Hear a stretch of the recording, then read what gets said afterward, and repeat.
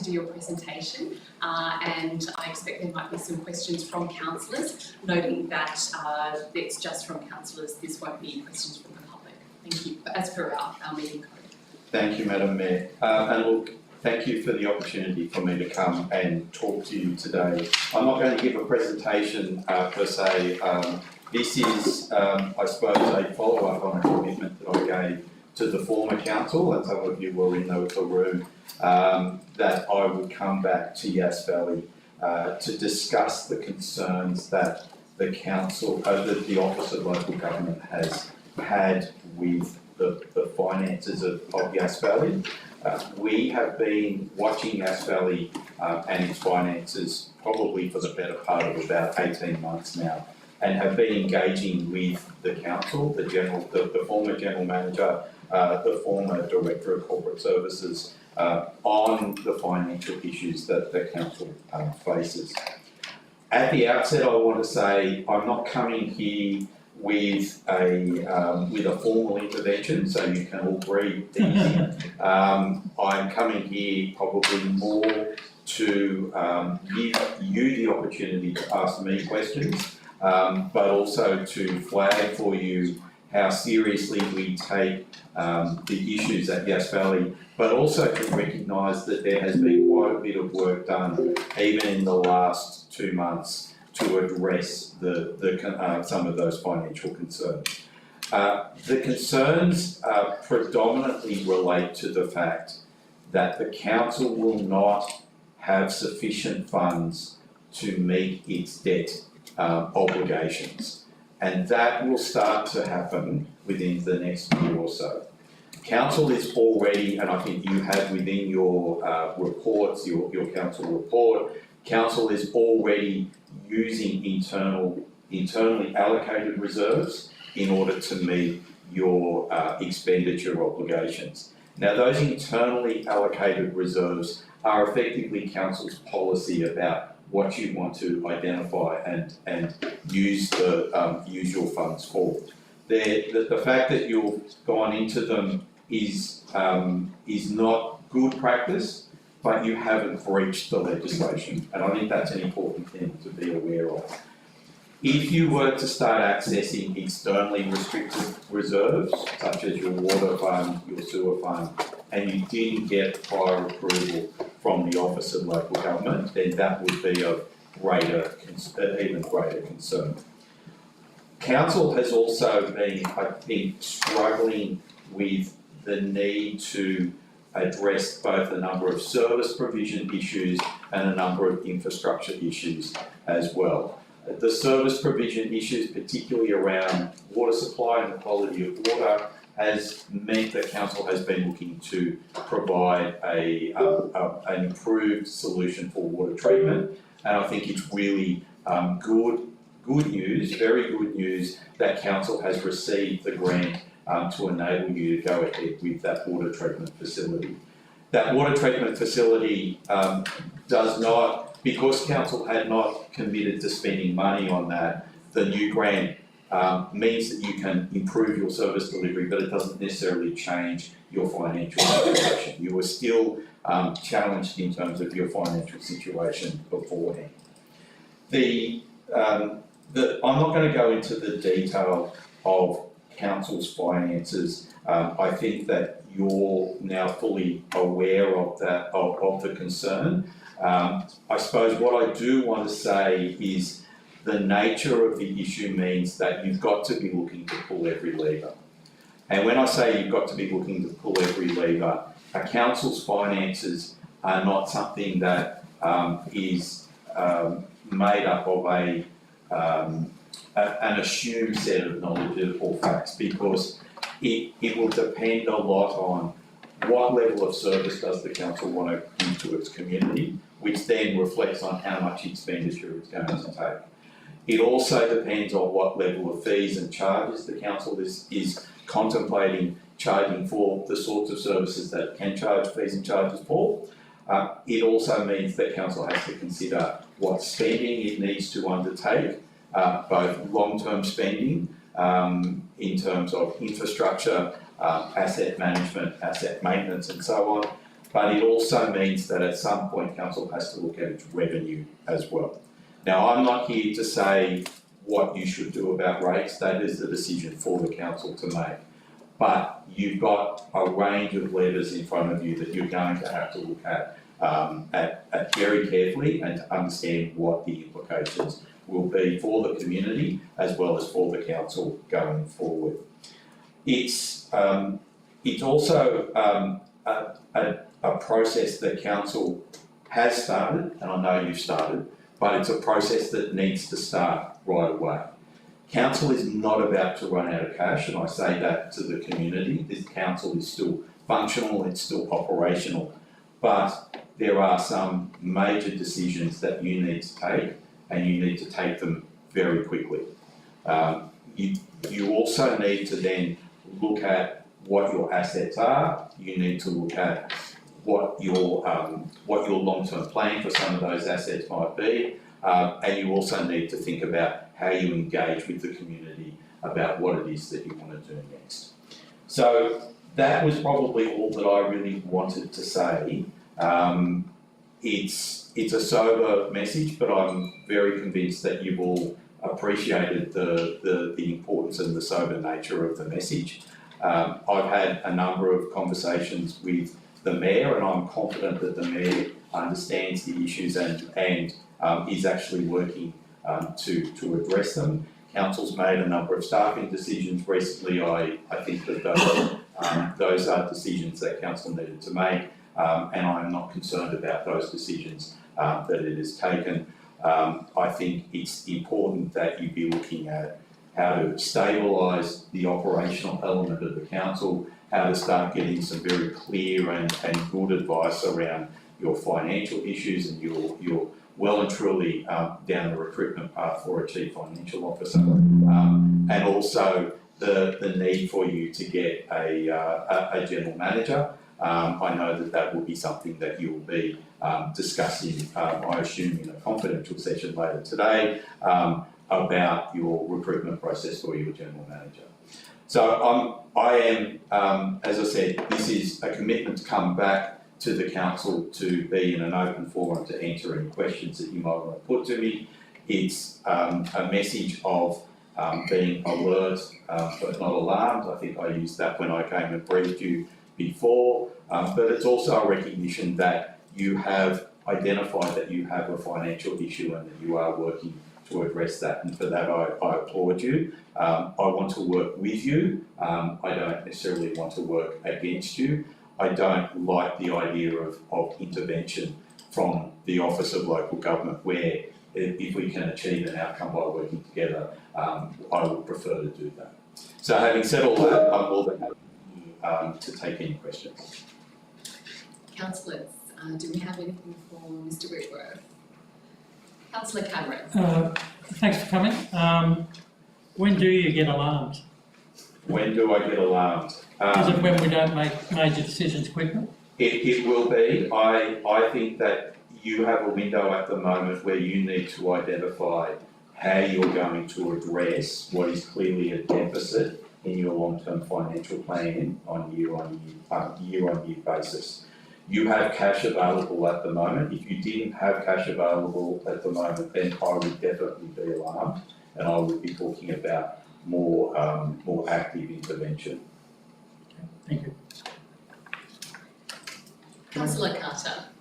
Thanks for the presentation coming down. I suppose the question is ultimately, what is the long term, what factor of improvement would you want to see? Is it getting it back to balance? Is it getting back to zero within the next 5, 6, 10 years? What's the kind of time frame that you'd be looking for? And that's part of the decisions you make. Yeah. I know that we've had the Commonwealth mid-year financial update and the state mid-year financial update recently, and they've talked about going into deficit and continuing to run deficit budgets. And so people tend to think that you can apply that concept to a council. You can't apply that concept to a council in the same way, because if you are running a deficit, if you are spending more cash than you have available, then you're either borrowing it from somewhere, which is creating a longer term debt obligation for you, or you're using reserves. And in using reserves, you're not, you run the risk that those reserves won't be there for the things that you have reserved them for. So you also need to understand and manage the future expectations of the community. I know that the Crago Mills development is quite contentious, but you also, as a council, had the situation where your council offices and administration facility just wasn't fit for standard, wasn't fit for purpose. I've been to many council chambers across New South Wales, and that was probably, I don't want to put too fine a point on it, but that was an area, that was a council chamber that I didn't think was either serving your staff or serving you or serving the community. So you had to make that investment in a new set of facilities. There are various standards and performance ratios about the level of indebtedness that a council has. I think what you need to be able to do is get to the point where you are not needing to use externally restricted funds in order to meet your cash obligation. That's for me the critical benchmark. Thank you. Mr. Whitworth, if you could just give us an idea of how many councils are in the same situation. I'm sure we're not unique, particularly since we don't have an SRB on the table. There are a number of councils that I have been looking at in terms of their financial performance. There are those councils either have long-term issues in that they have been operating on the basis that their long-term expenditure is greater than their revenue, but they have also had a very strong asset base that they've been using. So they've been doing land sales and residential development as an example to replenish their cash. I'm concerned about those councils because there comes a point where there's no more land to sell, or that they're subject to the vagaries of the market, particularly if you're dealing with interest rate changes and so on. I'm also looking at councils where their ability to meet what they have identified for the community as important spending obligations has meant that they've ended up with the council saying we're going to spend money on that project, and that project, when in reality they cannot afford all of those projects.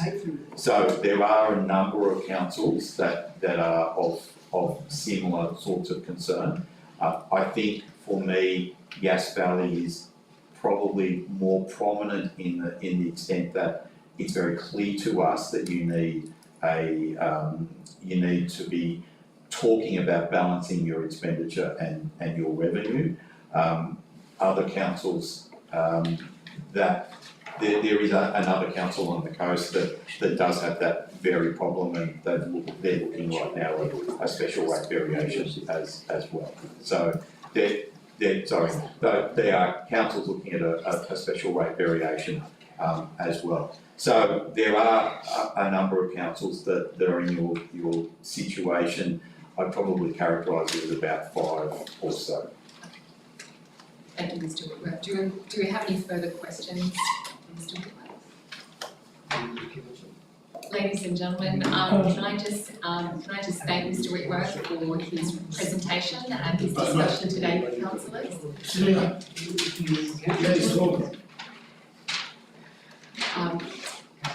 We're definitely welcome.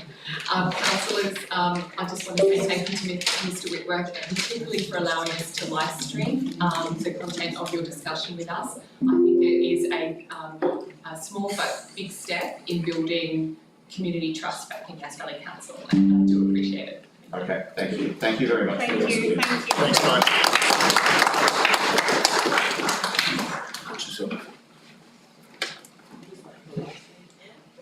Yes, so thank you, Mr. Hodge, if you can end the live stream.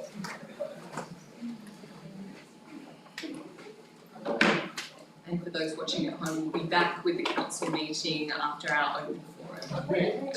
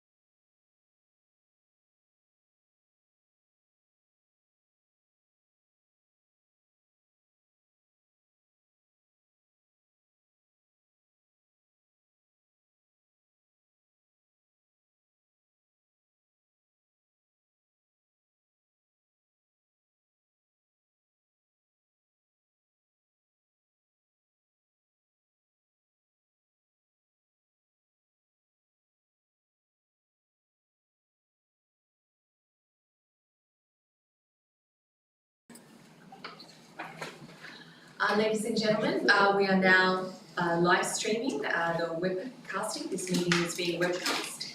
And a reminder to those in attendance that you should refrain from making any defamatory statements. Councillors, could I ask you to rise so we can acknowledge our country and say the pledge?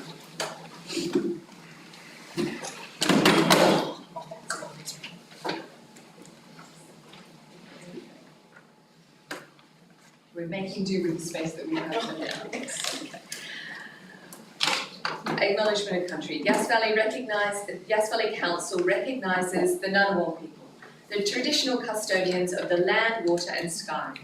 We pay our respect to their elders, past, present and future emerging leaders, and we extend our respect to other Aboriginal and Torres Strait Islander people who live in the Yass Valley local government area. Ladies and gentlemen, now the prayer. Let us be still and remember the presence of God. As we commence our meeting, let us together pray for guidance and help. Almighty God, we ask your blessing upon this council. Direct and prosper our deliberations to the true welfare of Australia and the people of Yass Valley. Amen. Please be seated. Councillors, I note we have no apologies. And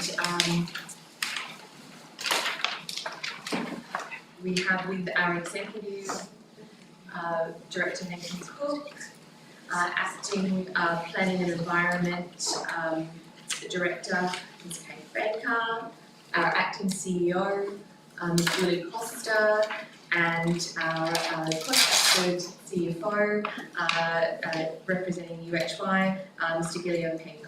Thank you.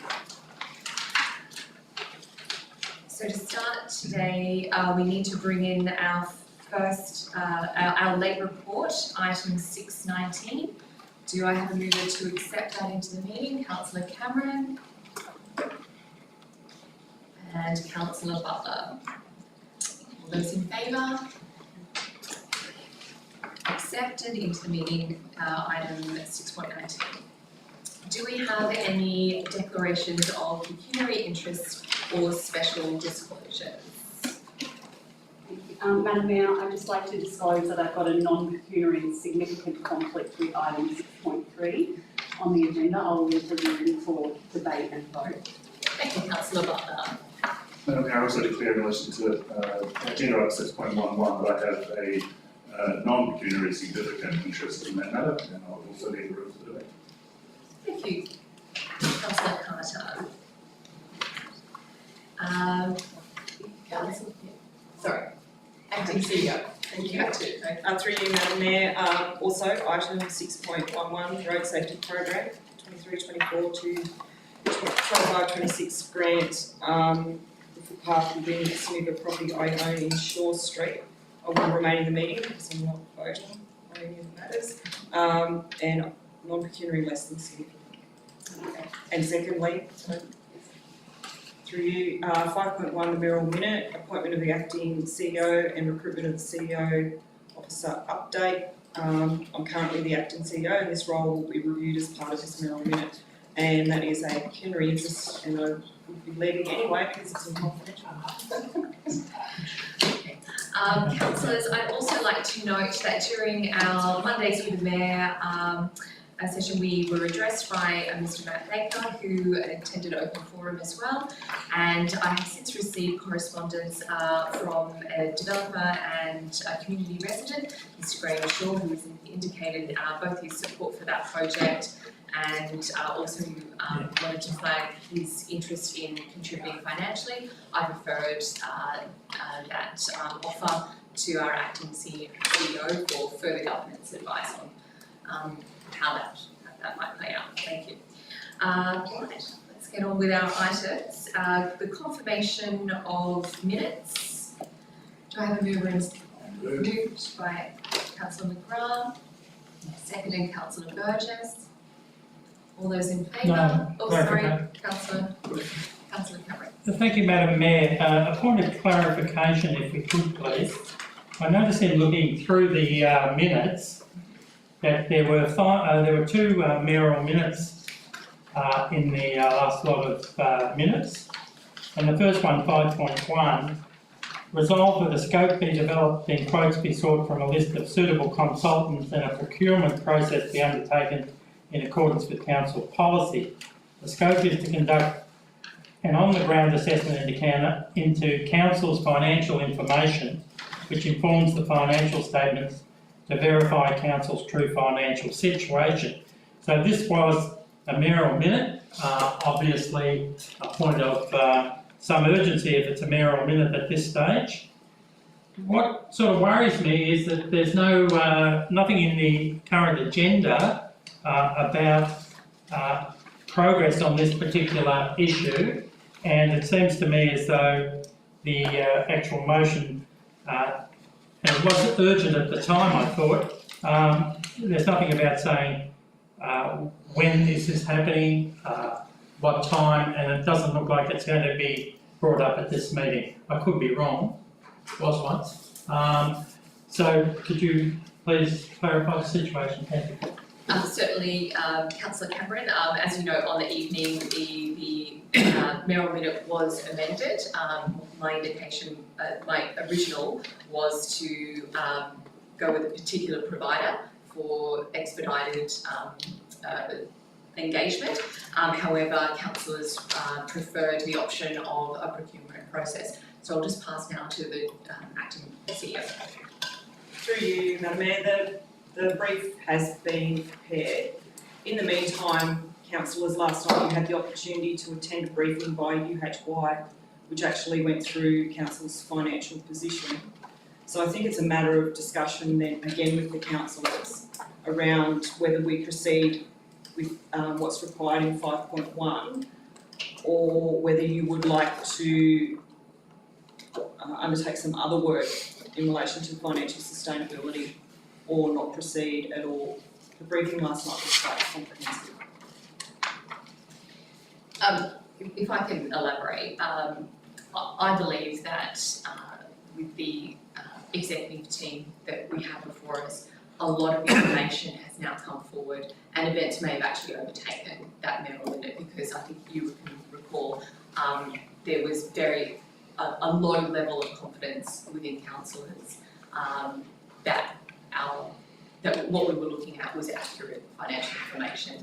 The presentation that we were able to receive last night from William and his colleague Daria was very detailed. It discussed roadmaps forward for us. I believe that the work was essentially what we needed from my minute. But that's not to say that further work isn't possible.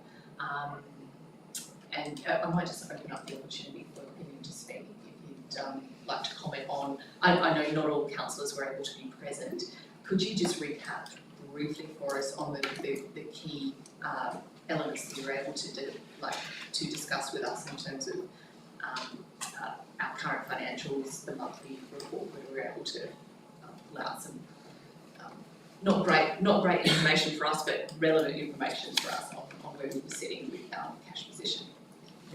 So through you, Madam Mayor, so what we discussed yesterday was started the session briefly with understanding of how the financial statements should be read, how the information is displayed on the statements. Then we walked councillors through the monthly reports and all the items that we included on that report, with some new information that's going to be available for council on a monthly basis from now.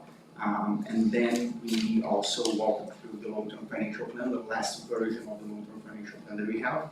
And the long-term financial plan is the plan we put together all the individual pieces of the financial sustainability from the council. So we have the budget, we have the asset management plan, which is a really important piece of work, which sets the level of services that council want to give to the community, and also has the plan of when the assets needs to be renewed. So that fits into the long-term financial plan as our capital expenditure during each one of the years. So yeah, basically this is, we're happy to take any questions.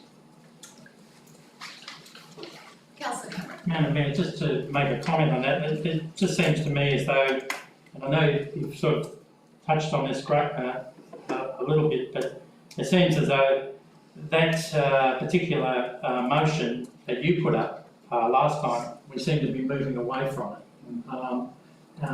Am I right in saying?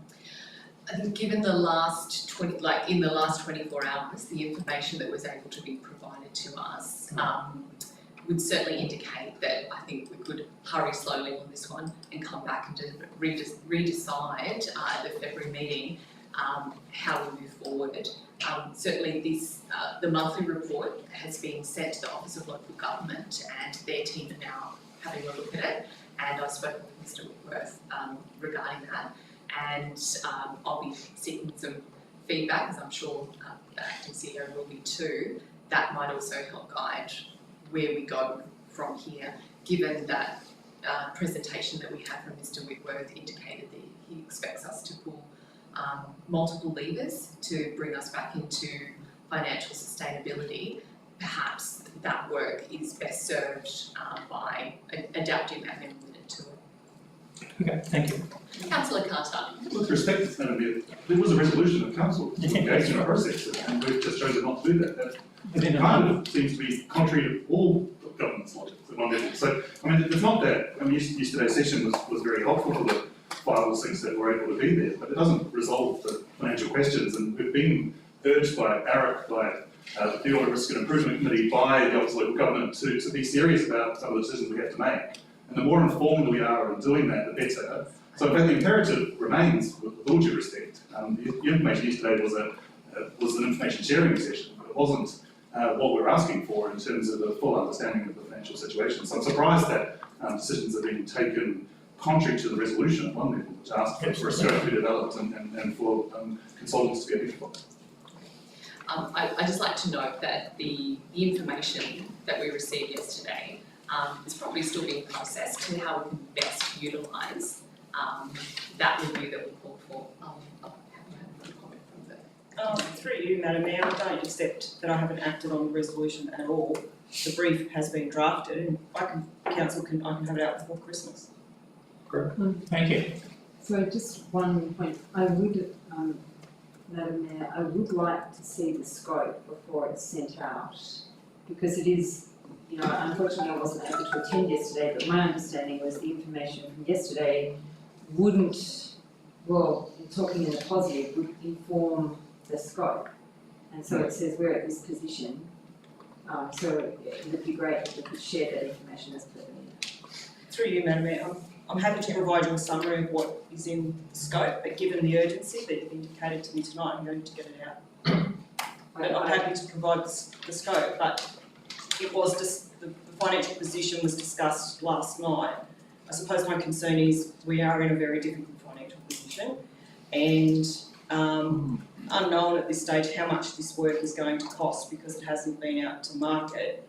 But I suppose what additional information do we expect to get from this process that we haven't already received, and in particular through the workshop last night? I'm sorry, Ms Costa, on the one hand, when we started before Councillor Cameron spoke, I felt that the sentiment was it wasn't needed because you had all the information. Yet I now find that we've got a scope and a sense of urgency, we're going to get it out. I, as a councillor, would like to see the scope before it's sent out. Alright, I'm happy, I will provide you with the scope, but noting that I have said I'll put it out before Christmas. Well, I think I'm not sure, Madam Mayor, it is your decision, but I would think that there's not there is a sense of urgency, but no one's going to answer it before Christmas. Like, I would like to see us to have a bit of a think about it, and if it means the 1st of January is the day that it's sent out, I think that's probably not a bad one. Yeah, so I think it's noted that while this usually falls into the realm of operational, I think we as councillors have been told to have a greater oversight from Mr Whitworth, and I'm more than comfortable in having this as long as you've indicated urgency. So let's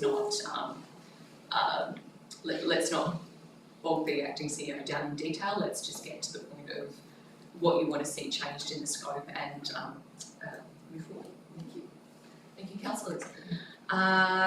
Right, so we have the minutes before us. We have a mover and a seconder. We have a question. Is there any further comments? Ready to vote? Councillors, all those in favour? We have all in favour except councillors Cameron and We're all all in favour, sorry. No. I just I'm need against. oh, sorry. Okay, so all those in favour, please raise your hands. That's carried, noting councillor Cameron against. Thank you. Well. So moving on to the mayoral minute regarding 5.1, the mayoral minute regarding the appointment of the acting chief executive officer and recruitment of chief executive officer update. We would need to move that into confidential. Do I have a mover? So moved councillors McGrath and Butler. All those in favour? Carried unanimously. Moving on to our reports to council. Item 6.1, the development of application for the 3-lot subdivision of 110 Southwell Road and 51 Brooklands Road, Wallaroo. Councillors, we have a recommendation before us. Do I have a mover? Thank you, councillor Butler.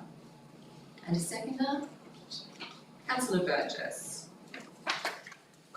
Councillor Butler, would you like first to stand and say anything? Through you, Madam Mayor, I don't actually have anything to say on this. That's okay. Thank you. Councillors, any debate? Councillor Flannery. I don't know the specifics of this, but in reading through it, it does seem that this is development by stealth. And when you read some of the other development applications, it seems that certain people apply for 1, get 2, get 3, get 5. It's happening all over Byron Bay. I do think that we should, as a council, be responsible and get planning around these types of developments. Okay, councillors, I do note that this is a request to modify the deferred commencement and gully rehabilitation. Oh, sorry. No. Sorry, no. We're on the, We're on the wrong one. I'm so sorry, 22. Beg your pardon, I flipped too far. no gullies. There's no gullies. No gullies. Councillor Carter. I'm not sure if it's to the acting CEO or the acting director of planning and infrastructure. This has been decided under an LEP from 2013. We are normally required to update those every 5 years, so that would put us at least 2 cycles behind. What is our current framework for undertaking a review of our LEP? Because these decisions have been made in relation to that, and this question of stealth might be part of that question to some degree. This is permissible within that LEP, but the question is, when are we likely to be updating? Through you, Madam Mayor, I'm happy to answer the question. So, this is permissible. There are provisions in the LEP that support this type of subdivision. In terms of the LEP, we did a housekeeping amendment, I think it was last year. But in terms of a future review of the LEP, I would advise council really, I would need to commit to the settlement strategy work first, because that informs a whole range of decisions that council needs to make. And you need to have a strategic framework to undertake a review of that nature of the LEP. Thank you. Councillors, any further speakers for or against? Okay, so we have 1 speaker against. Are you ready to vote? Okay, all those, oh sorry, Councillor Birch. Oh, you're ready to, okay.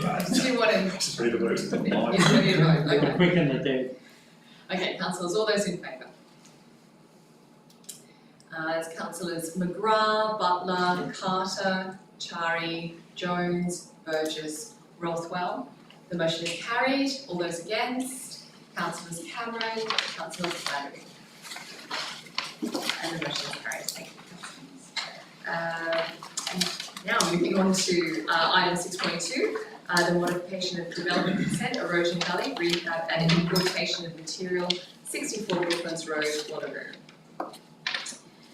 Councillors, do I have a mover? Councillor Cameron and Councillor Flannery. Councillor Cameron, you have the floor if you wish to. Yeah, I'd like to support this recommendation. I think Ms Newell, who spoke at the forum, was very articulate and very persuasive about the importance of this motion. And I thought she made some significant points. The removal of the trees, the doubling of the truck movements, the closeness of the river, the Murrumbidgee major river, 3 k's away. I think it's very clear that this shouldn't proceed and that we should accept the staff's recommendation. Thank you. Councillor Flynn. I have nothing further to add other than I support the motion. Councillors, any further debate? Councillor Chari. Madam Mayor, true reform, I've got some prepared notes if I may. Well, I'd like to speak in support of this motion. This is a decision rooted in sound environmental and legislative principles, and one that we must take if we are to protect the integrity of our processes. The claim that this modification has a minimal environmental impact does not hold up under scrutiny. The reports presented to us clearly indicate that approximately 19 mature or remnant eucalyptus trees will suffer adverse effects and are unlikely to survive. This is not minimal, it is a highly detrimental effect to the natural environment. Madam Mayor, fellow councillors, if I may also raise a cautionary point to this effect.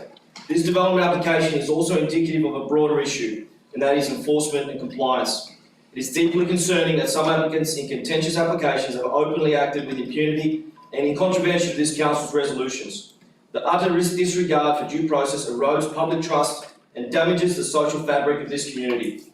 I urge this chamber and its executive members to ensure that our staff are supported and empowered to enforce compliance to all approvals and rejections. The Local Government Act and other relative legislation provides us with the authority to act decisively, and we must demonstrate the courage and willingness to do so. Let us send a clear message to the Yass Valley. Breaches of council resolutions will not be tolerated, and that this council has the will to uphold its authority with integrity and conviction. Thank you, Madam Mayor. Councillor Chari. Do we have any further comments? Okay, Councillor Cameron, would you like to close? Fine. Okay. Councillors, let's vote. All those in favour? That's unanimous. Thank you, councillors. Moving on to item 6.3. May I excuse myself? That's this is for development application 240214, dual occupancy and 2-lot strata titled subdivision 2 Oak Grove, Murrumbidgee. There's a recommendation before you, councillors. Do I have a motion? Thank you, Councillor Rockall, so moved, and Councillor McGrath. Sorry, Councillor Chari, you were quick there.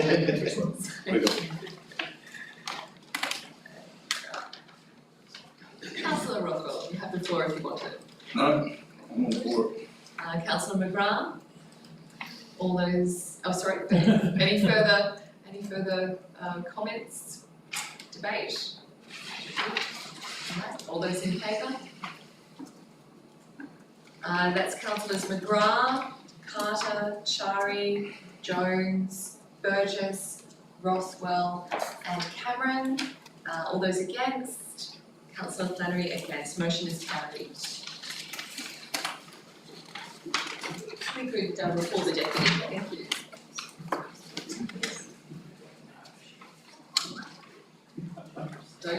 Don't sing the song. Sorry. We were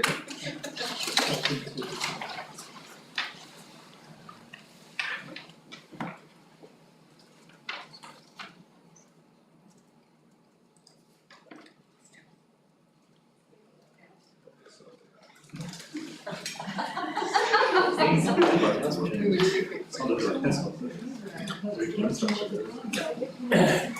We run the door. Enjoy the trip. Alright, councillors, before us we have item 6.4, the development application 240302, 2-lot subdivision 29 Orion Street, Yass. There is a recommendation before you, councillor Rothwell. I'll move the motion. Please, Madam Mayor. Sure. You have the floor.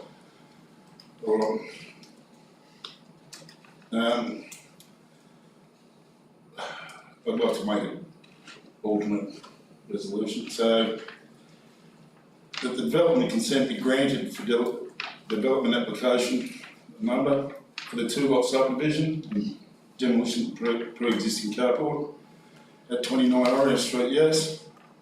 This is subdivision assists with meeting the New South Wales housing targets, the Yass Valley settlement strategy, and local strategic planning statement for increased infill development in North Yass.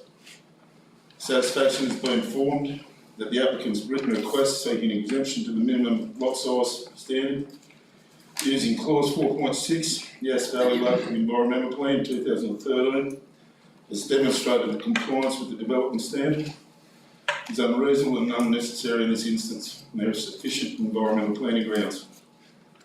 And the report be prepared for council's consideration examining other sites in North Yass suitable for infill development, subject to additional resources, available resources.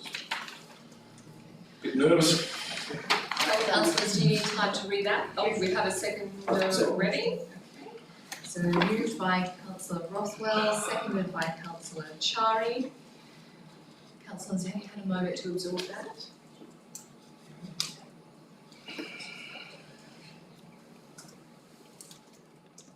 Just move it up a bit, Katie, so.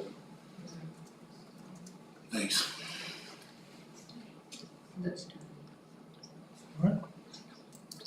Here. Oh, no, thanks. Can I just clarify that the 2 dot points is the alternate to the original? No. No, it's the sorry. whole lot. Okay. 1 and 2 with dot points.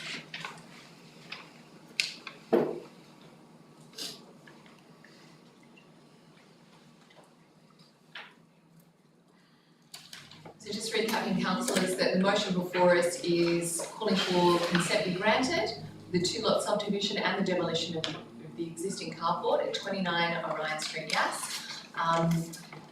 For reasons being the subdivision assists with meeting the New South Wales housing targets, Correct. our settlement strategy, our planning statement for increased infill development in North Yass, and satisfaction has been formed that the applicant's written request seeking an exception to the minimum lot size development standard using that clause 4.6, which is what we used before on the Pollock Street one, and has demonstrated that compliance with the development standard is unreasonable and unnecessary in this instance, and that there are sufficient environmental planning grounds, and that a report be prepared for council's consideration examining other sites in North Yass suitable for infill development subject to available resources. Alright, so councillor Rothwell, would you like to speak to your motion now? Yeah, can you pray? Oh. I just think it's a good idea. We need more houses. The outback's letting the people in, so let's make some space in the building, mate. There we go. Hope you all vote for it. Councillor Chari. Madam Mayor, I'd like to support Councillor Rothwell's comments here. Obviously, this is something that previous council has considered and approved, and I think it sends a pretty positive message to the wider community that we're willing to entail that. And noting from the brief we received from the director earlier in the week, we're likely to, I think, amend the strategy or legislation, correct me if I'm wrong, but this sets us up for success. Councillor Flattery, you're speaking for or against? I just have a question. So could you just go back? So point 2, a report be prepared for council's consideration examining other sites in North Yass suitable for infill developments. Is that not already part of our planning, and why are we getting another report if we've already got a plan? And doesn't council itself own land there that is suitable for infill development? I believe. So I'm just wondering why we're asking for Yeah, I another think you report. might Maybe be you could right. bring forward what we already have available in North Yass. Sorry, was it part of the original? Yeah, no, so council resolved at a previous meeting, I think last June, on that second point around looking at sites in North Yass. I think the wording was almost identical. And really, it's something that needs to be done in the context of understanding the water availability and also through work that we would do on the settlement strategy. Given there's already large developments in North Yass, look, I mean, I just am asking a clarification question. Why are we bringing a report about infill development when we're really busy and we're stretched for everything? You know, if we already have planning instruments in place, I just don't quite understand what we're doing here. Through you, Madam Mayor, that's a matter for council, like it's there was been motions before you, so then council needs to obviously to debate that and determine whether or not they want that to come forward, but in noting that there is a similar resolution from June anyway on the books. So was there a view in June last year, because as you know it's my first term, that there is no planning done with infill development in North Yass, so thus we need a plan because there's nothing available. Is that the assumption? Because So- otherwise we're, So the issue is in North Yass is that the minimum lot size is quite large okay, and that it doesn't. now we get to the front of it, yeah. Councillor Butler, and speaking for or against? I move for Councillor Rockwell's alternate motion. I am supportive of this particular site, especially because we have just done a similar thing in Port Street, so it's not going to be outside of the scope of what this area might look like soon. And also, I'd just like to raise that there was no submissions made at all. In all of the surrounding houses that this got sent to, we didn't receive one submission of complaint from that. So in that regard, I'm supportive of this motion. Councillor McGrath. Yes, I want to support it too, Mayor. Look, these 2,000 square metre blocks, they're wonderful. I like large blocks of land, but they were developed in the days when everyone had a vegetable garden in the backyard, maybe a pony or a milking cow, chook yard and all that sort of. Today, those sort of blocks really, they lend themselves to subdivision and for consolidation. I support the recommendation of Councillor Wright. Councillor Cameron, Yeah, of course, speaking for or against? against, of course. Is that the good I spoke before? Good to see you speaking. Get one back. Can I just, I think the original motion was the one that should have been kept. And it's well intentioned in a number of ways, this alternate motion, looking at the housing situation, etc. I remember a certain person talking, a previous general manager at some stage about talking to a key person in the planning department of New South Wales about North Murray Bateman and basically saying, we could do so many houses here, but we haven't quite got the water yet. And that particular person put the kibosh on the thing and saying, even though we need housing in New South Wales and the Commonwealth Government's going to be supportive, we're not going to go ahead with it. So I think there's a couple of issues here that we need to be aware of. I think I take the point from Councillor McGrath that the blocks are big, but we were talking before about development by stealth, and this looks like it to me to a large extent. It also raises the question that was brought up by Councillor Carter, that the LEP needs to be a priority. I know our priority next year in 2005 will be financial stability, but I think the LEP is very, very messy. It's easy to get around, and I think it really needs a pushing up the priority list. I don't think it has to be done this term, but I don't think we should be doing it in the last year of a 4-year term. I think we really need to get on top of this fairly quickly. And I take the point that the planning department is not overstaffed, I believe. I don't think it's overstaffed, but I still think this is a major priority. It's well out of step with what the current community wants, and I think it needs to be looked at. The point, I make 2 more points. With the last one that was done in June, July, with that one that was, I think, an infill that was 5 places, I think, Acting General Manager, you brought up the issue of water availability on that particular one. So if we start keeping going down this track, we do have to think about that water availability. And we may have solved the problem of water quality with the 18.1 million grant, congratulations to everyone, but the question is the quantity of water, and at the moment the dam is full. I hate to see a drought coming along and wrecking our plans to some extent. So water availability is still an issue. The fact that there were no submissions against the development, who knows why that was the case. People might just not care, and you might be right. But I think we are the leaders of the community, and we need to be taking a logical and developed approach rather than just letting these come up one by one and we give in. Thanks a lot. Councillors, do I have any further speakers for or against?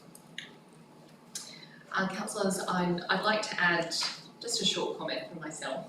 As the mover of the original motion back in June, using 4.6 as our tool to do this, I acknowledge it's a heavy tool to be using to achieve this. Our best tool is to actually review our settlement plans, and that's forecast in our budget to do so. I appreciate this council's commitment to recommit to that, so I appreciate point 2. I want to stress our housing shortage in Yass Valley. On Monday I spoke with the police inspector, and his major issue with recruitment was available housing for his officers. I've spoken with local businesses struggling to find the right homes for their staff. They can attract staff to the role, but actually housing them is the challenge. So I think this goes a long way to doing our part in meeting the New South Wales housing targets. Councillor Rothwell, would you like to close?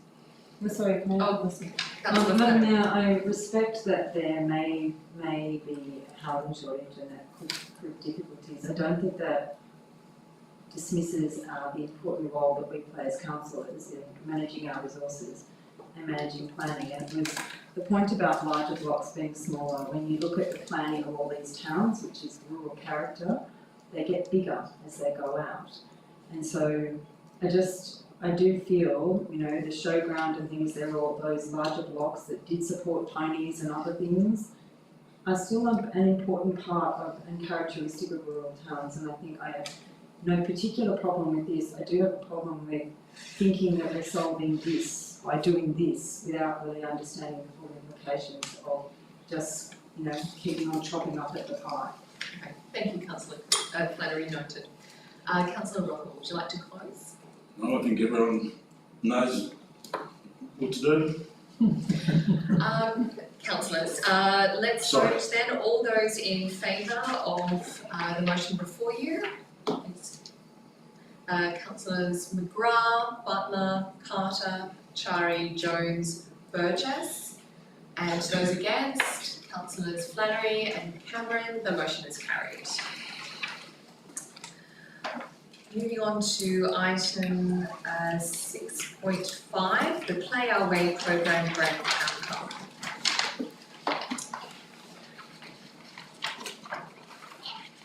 Do I have a mover? Councillor Carter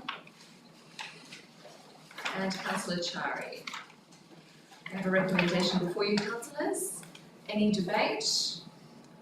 All those in favour? That's unanimous, thank you.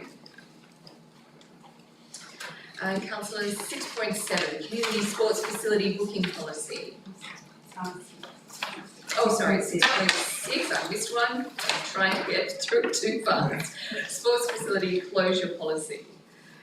Councillors, you have a recommendation. I'll make a recommendation. Councillor McGrath and Butler.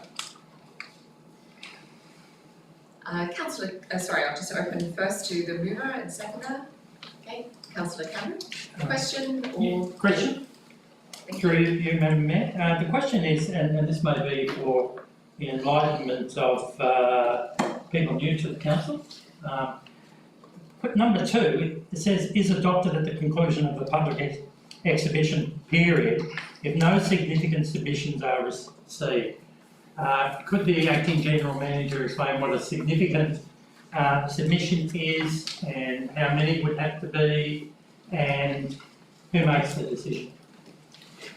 Through you, Madam Mayor, look, my position is that if we receive a submission, we would bring it back to council. Sorry? My position is that if we received a submission, we would bring it back to council. A submission. Yeah, unless the submission just didn't relate to the Yeah. matter on hand, but otherwise, my preference is that it comes back to council. So not a number, just anything. That's, okay. Provided it relates to the matter that's on submission. Thank you. Thank you, councillors. Prepare to vote. All those in favour?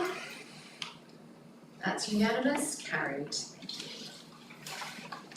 Moving on to item 6.7, community sports facility booking policy. I'll move as recommended. Thank you, councillor McGrath, and seconded councillor Carter.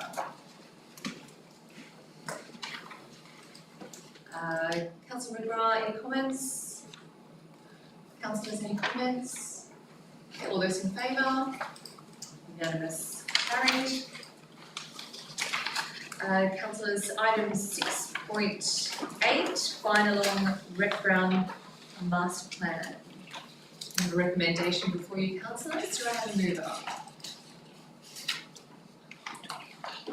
So moved, councillor Rothwell and councillor Butler. Loving this teamwork.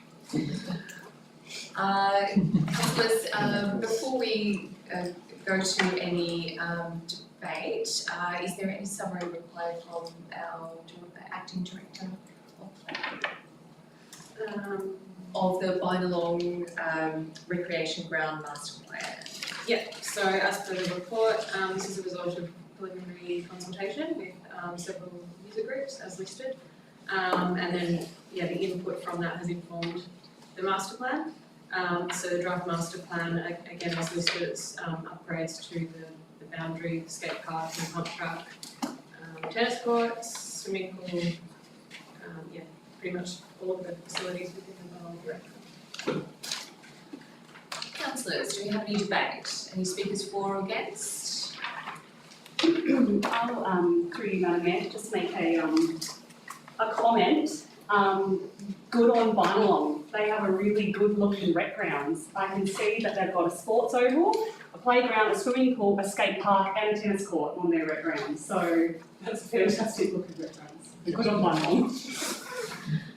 Look, I'd like to note that the preliminary consultation included at least 5 user groups of that area, which is great to see. Excellent. And the activities prepared seem really practical. There's nothing over the top, but things that would certainly enhance the experience of both visitors and locals. So I commend the recommendation. Councillor Rothwell, closing comments? All good. Okay. Councillors, let's vote. All those in favour? That's unanimous. Carried. Moving on to item 6.9, the Murray Bateman BMX Pump Track Focus Group. Councillors, there's a recommendation in your business paper. Do I have a mover? No. Sorry. Do I have a mover of the recommendation in the business paper or an alternate?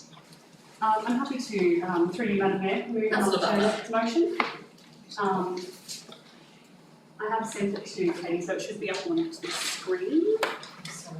Let me just get it up onto my computer as well and I'll read it.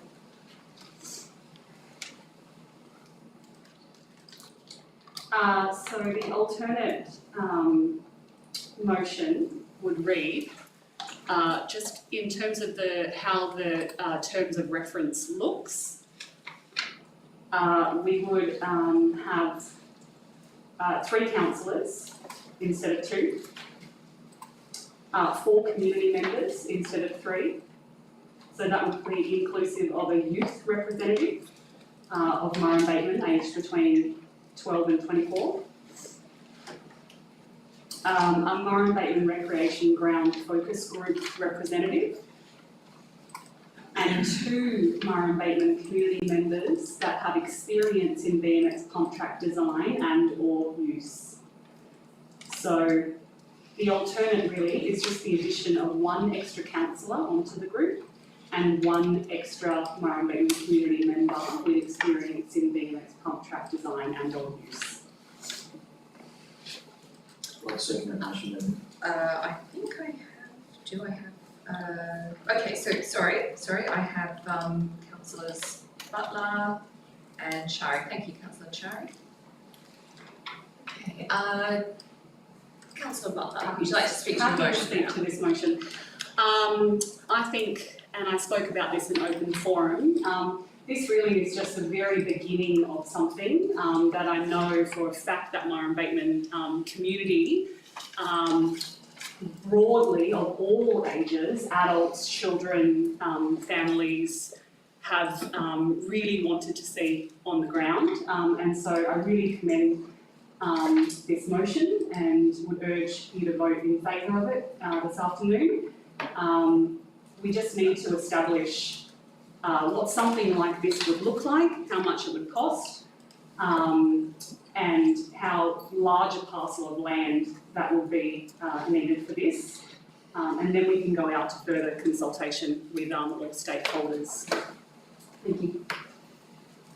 Councillor Cho, would you like to speak? Madam Mayor, yes, I would. I rise to speak in support of this motion to endorse the terms of reference for the BMX Pump Track Focus Group as presented and moved by my esteemed colleague Cassie Butler. This proposal represents an important step forward for community and youth recreation in Murrumbidgee, and I commend the community members who have passionately voiced their support for this concept. The widespread enthusiasm that we have seen on social media has been quite compelling, and this chamber should not overlook the weight of such community sentiment. It is a testament to the value people place on recreation and the social cohesion that it fosters. This project concept has undoubtedly sparked excitement and hope, and I wholeheartedly support the idea of additional recreation facilities in Murrumbidgee that bring people together. This focus group is an essential step, not only for the BMX pump track project, but also for fostering diverse community representation. I strongly support the inclusion of a wide range of demographics within the focus group to ensure all voices are heard. It is vital that this project reflects the diversity and the unity of the Murrumbidgee community. I would like to take this opportunity to quickly acknowledge the extraordinary volunteer work of the Murrumbidgee Community Association. Their ongoing commitment to community betterment over many years has been invaluable. Equally, I'd like to publicly recognise the tireless efforts of the executive committees and members from Bynalong, Bookham, Bowning, Gundaroo and Sutton Progress and community associations. These organisations work with a passion that sustains the spirit of our village communities, and we should bestow upon them our deepest gratitude.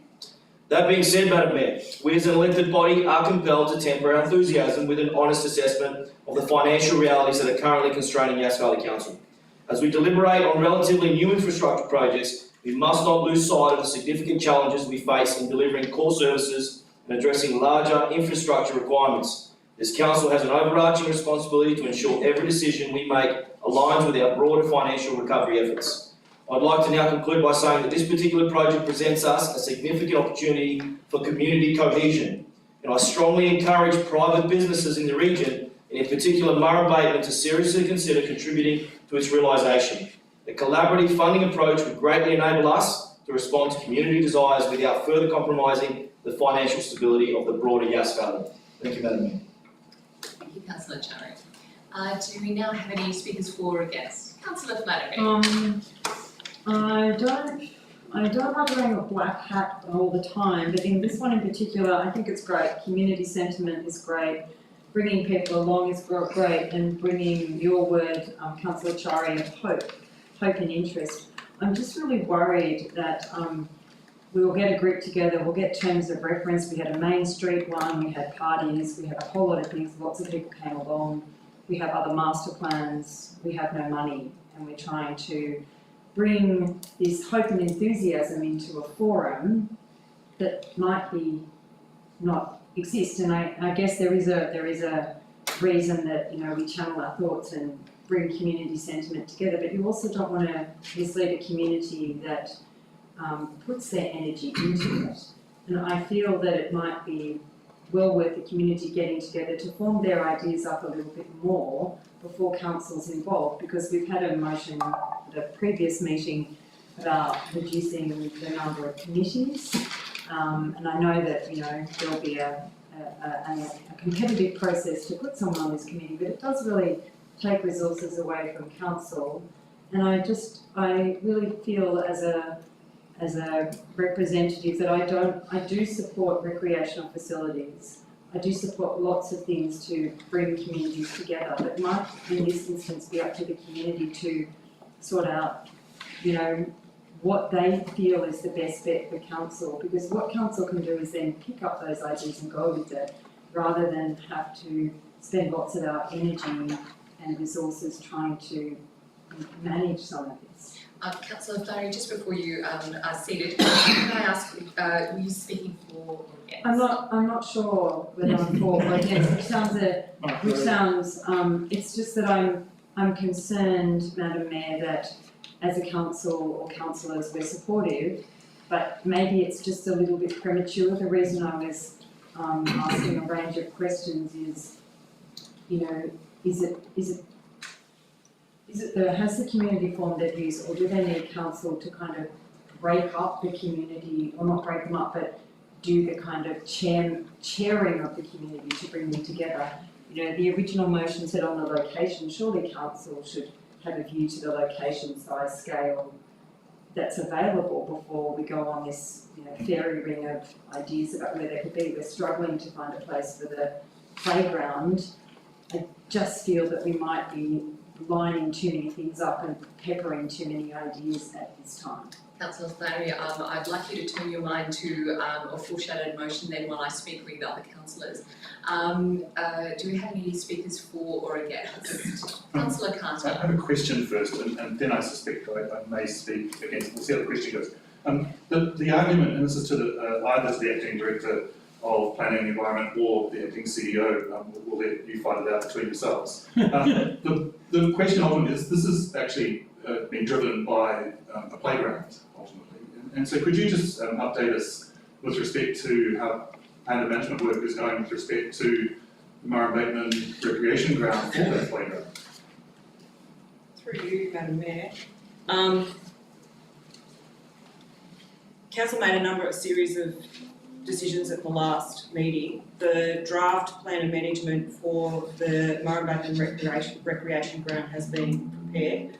Didn't come to council because the report was submitted too late. So that's the first thing. The second thing is that when council was considering the location of the playground at the old schoolhouse, we met with the Murray Bateman Recreation Focus Group, I'll just make sure that the name's right, and that's essentially youth groups, and they said that they weren't against a playground being placed at the recreation ground, but they wanted to be consulted on the possible location given their interest in the property. And we've got there's two things about Murray Bateman Rec Ground, is that part of it is Crown land and part of it is freehold. So until the location's determined, it's a bit hard to finalise plan management necessarily, etc.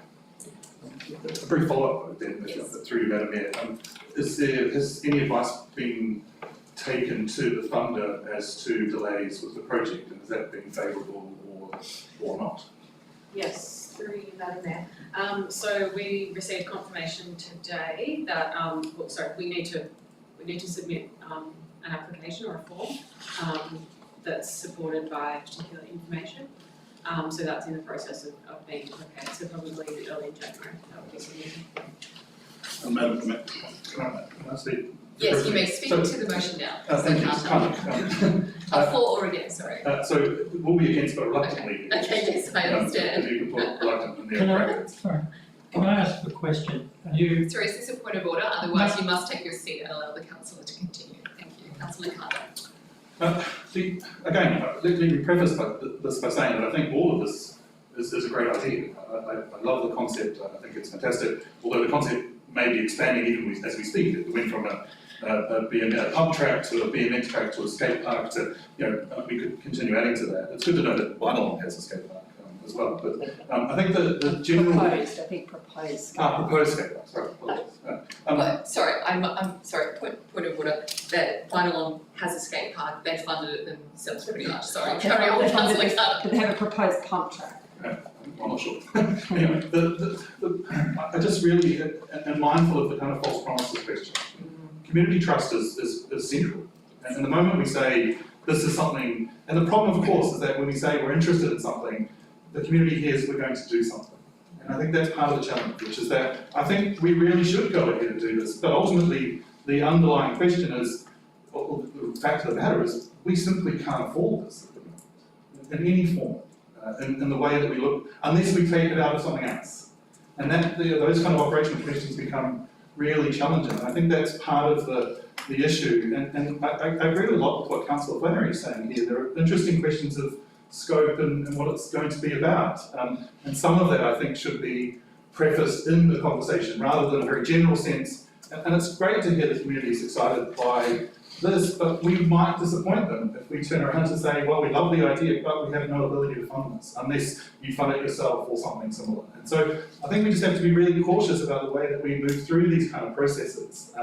And you know, ultimately, we do have money for a playground, and I think that's something that's really important, particularly for perhaps younger members of the Murray Bateman community, and we need to make sure we continue that focus in our conversations as well. And then when we have the ability to, perhaps, and when we have improved financial positions, we might be able to look at alternative spaces, etc. We've got to keep in mind that the pump track on council land, for example, is going to require an ongoing maintenance issue for us, and that's a cost, and that's the problem I think that we don't always understand in community assets, that it actually is an ongoing financial obligation.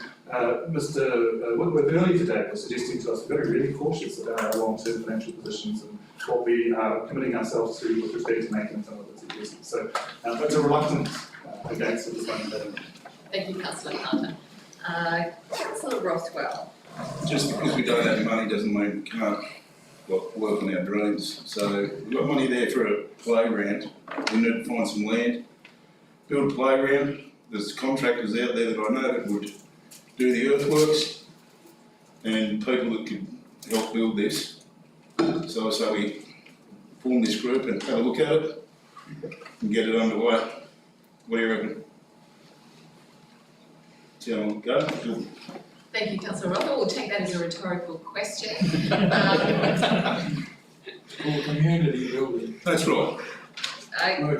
Councillor Cameron, I believe you would now like to speak to the issue, is that correct? I think so. But That sounds like a question. Are you No, speaking for or I against? don't want to throw up an irrelevant question. For or against, please, Councillor Cameron, just so I can put it in my notes. Against, but let me explain. Okay, I need to explain why I'm against it, because I put up I've put up an amendment for the original recommendation, and this alternate motion sort of cuts my feet off, basically. And the amendment was, and I just want to speak to it briefly, the amendment was really talking about getting a representative from the Murray Bateman Community Association to be included in the community members on the Murray Bateman BMX Pump Track Focus Group. So I'm talking about the Murray Bateman Community Association having... Councillor Cameron, if I can interrupt you, are you intending to foreshadow the original motion with your amendment as an alternate foreshadowed motion? No, I'm going to argue against the alternate motion because the alternate motion now has 4 community members. And I would prefer the previous the previous recommendation, which already had 3, and if this was acceptable, that would be 4. So I've got to defeat this one first. So I'm arguing against this one. Okay. And basically I'm arguing on the grounds that this particular alternate has two community members with experience. Okay, that's fine that they've got 1. I don't see the need for 2. Can I just talk about the Murray Bateman Community Association for a couple of minutes? I want to say two reasons why I'm against this. The Murray Bateman Community Association, in my view, is the most significant community association in the valley, in terms of size, in terms of attendance at their regular meetings, which I usually attend, in terms of their impact not only on the community, but also on advocating to all levels of government, including this council, to get things done. And recently they've been on numerous committees, including the Murray Bateman Playground Group. I think they need to be recognised in what they have to offer. And what do they have to offer? I think they offer critical expertise with a local flavour. But now, the way this focus group is being set up, it appears that in this focus group, the expertise and experience is no longer required. I think we have to be aware, and I think Councillor Cherry was talking about how good the local community and progress associations are. I think they're very significant in keeping all those communities thriving and making an effort to regenerate and to push ahead with the developments that are occurring in their area. So whenever a project is undertaken in this area, in their area I mean, such a group must, in my mind, be included to give due recognition to the importance of such organisation to the Yass Valley. And I think if you want to give due recognition, then in this case we need the Murray Bateman Community Association to be on this group. Thank you. Thank you, Councillor Cameron. Do we have any further speakers for Councillor Burgess? I'm for. Yes. I think this is a good idea for Murray Bateman. There is a clear-net track at Gunneril in the park. Local contractor put it in, they build it. I see the kids on there when I'm working next door there sometimes on the river flats, mowing hay and baling out there. I see the kids there in the mornings and late in the evening when we're doing the hay. I think it's a good idea for Murray Bateman. Thank you, Councillor Burgess. Do we have any further speakers for or against? Councillor Flannery, you've already spoken against. Just want to say No, I that was impartial. I took it as an No, against I was because it wasn't definitely impartial. Okay. Thank you, Councillor Flannery. just wanted to say, look, there is money there for a park. What sort of people wouldn't build a park and then build the next track and the pump track together, you know? That's all. Councillor Flannery. So I will speak against, but reluctantly against, because I would love, you know, every kid gets a playground, every kid gets a balloon, a horse, a pony. Just, we need to be mindful that kids play in lots of different ways. You know, I think having a pump track is the flavour of the month. It might have been the flavour of the decade, but we need to be mindful that there are challenges in the current environment, and if the community is happy to go with those challenges, but I don't want anyone that joins the committee to then say, but the council said no. So I'm just saying, I think it's a good idea, but maybe is it the right time? And I guess that's will be decided. Thank you, Councillor Flannery. For what it's worth, councillors, this has been an issue that I've been aware of as a councillor since 2013, when I went and checked my email box at my first meeting with a community member over this issue, and I commend that this item is on our community strategic plan, but I note that we've had a visit from the Office of Local Government today, so I urge us to keep it achievable and lean into the opportunities to work with collaboratively with the community and with our business community. Councillor Butler, would you like to close? Thank you. Through you, Madam Mayor. Just a quick one to close, and I do completely acknowledge what Councillor Carter and what Councillor Flannery has spoken about in terms of financially viable projects, but at this point in time, we don't know what we don't know. So forming a group and having something that's tangible on the ground, we don't know where funding's going to come from. We don't know those things until we start. So if we say no from the get-go, then I don't think that is acting in the community's best interest. And second of all, I'd like to just have a reminder to all councillors how much development Murray Bateman has seen and how many Section 94 funds that are supposed to be redirected to recreation for the community. We have nothing, absolutely nothing. So I'd like to remind everyone of all that money, I don't know how much it is sitting in that pot that's probably being redirected to all the other communities. It's Murray Bateman's turn. So we'll find the money somewhere, but this is the first start. Thank you. Sorry, Councillor Butler. No, I'm sorry, Councillor Flannery, we've given you 2 opportunities to speak. I was just going to ask a question. No, she's closed for debate, Councillor Flannery. All right, it's time to vote. All those in favour? Councillor McGrath, Butler, Shari, Jones, Burgess and Rothwell. Those against, Councillors Carter, Councillors Cameron, Councillor Flaherty. The motion is carried. Okay, councillors, moving on to item 6.10, the applications update for October and November 2024. Do I have a mover? So moved, Councillor Burgess. And seconded by Councillor Rothwell. Do we have any speakers for or against? No, I had a question if that might. Councillor Carter. So just noting that in the report, it talks about, the summary of applications, it talks about an average of 111 days. Could I, to the Director of, Acting Director of Planning and Environment, could you give us an update as to how that performance is tracking as against previous years, for example? Are we getting better, are we getting worse? What does the 111 suggest to us? I don't have exact figures in front of me. I'd say it's pretty consistent with previous years. I will, yeah, we're working towards, obviously, the goal is to decrease that. Yeah, the median and the average development assessment time. I don't have any figures in front of me at this moment, sorry. Just to acknowledge the hard work of the infrastructure, the planning environment teams, and what is often quite a challenging environment generally, with obviously passionate people right across the board. So I just want to thank the planning team generally for all their hard work in this area, and for what is generally perceived as in the better interest of Yass. Thanks very much. Any further speakers for or against, councillors? I would like to note that it was my surprise, having been a councillor for almost 13 years now, that it was a revelation to me, in fact, that our team can actually process a DA in 10 days if it is a compliant development.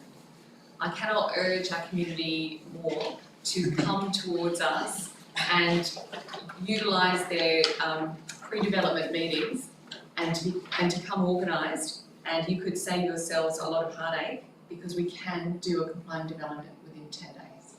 So congratulations to your team.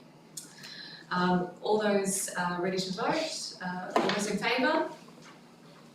That's unanimous, carried.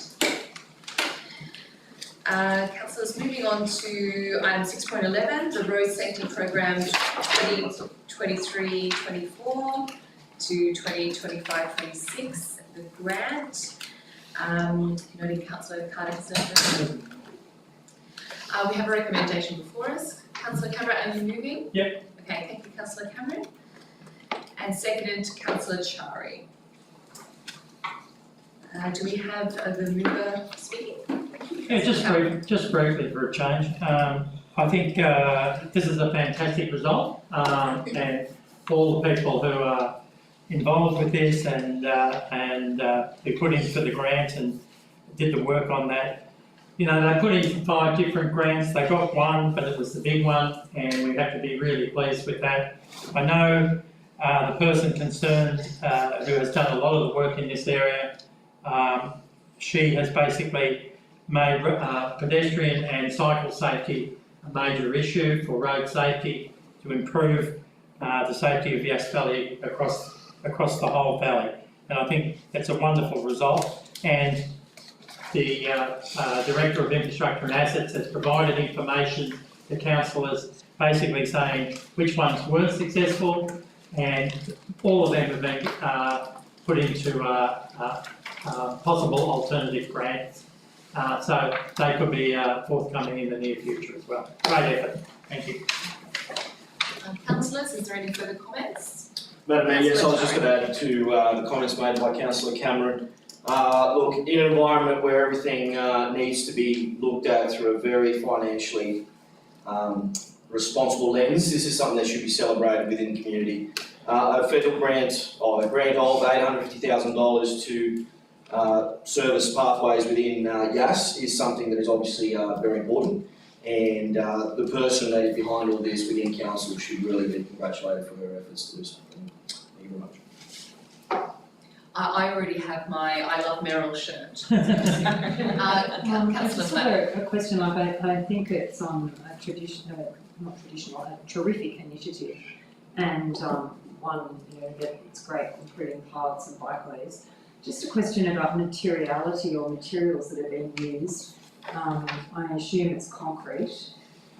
Is that the case? And also, have we considered the provision of shading along there as part of this grant? I mean, I could come to you as the Director of Planning to ask some of these questions, but I think it's important that as a council we start looking at reuse of material where possible. We don't add to heat in terms of concrete all the time, and that we do provide shading. Shading of the paths has been well documented to improve the life of those paths. So it's just a comment to say I very much support it, but I would like to see that as a jurisdiction we prioritise some of the amenity and also try to get better water penetration into our path system rather than just hard surfaces in our life. Councillor Flannery, I might take that as a question comment. for further comment, maybe at a workshop.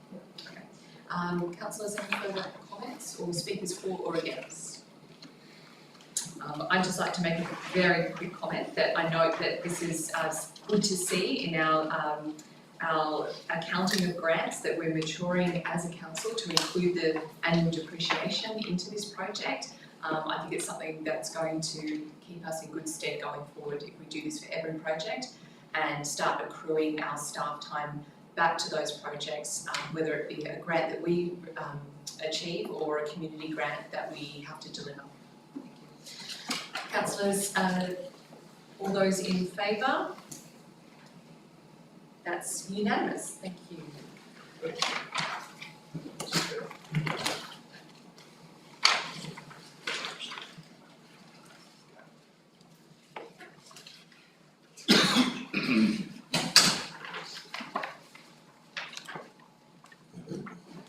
Councillors, we have before us item 6.12, the monthly financial report, the longer-awaited monthly financial report.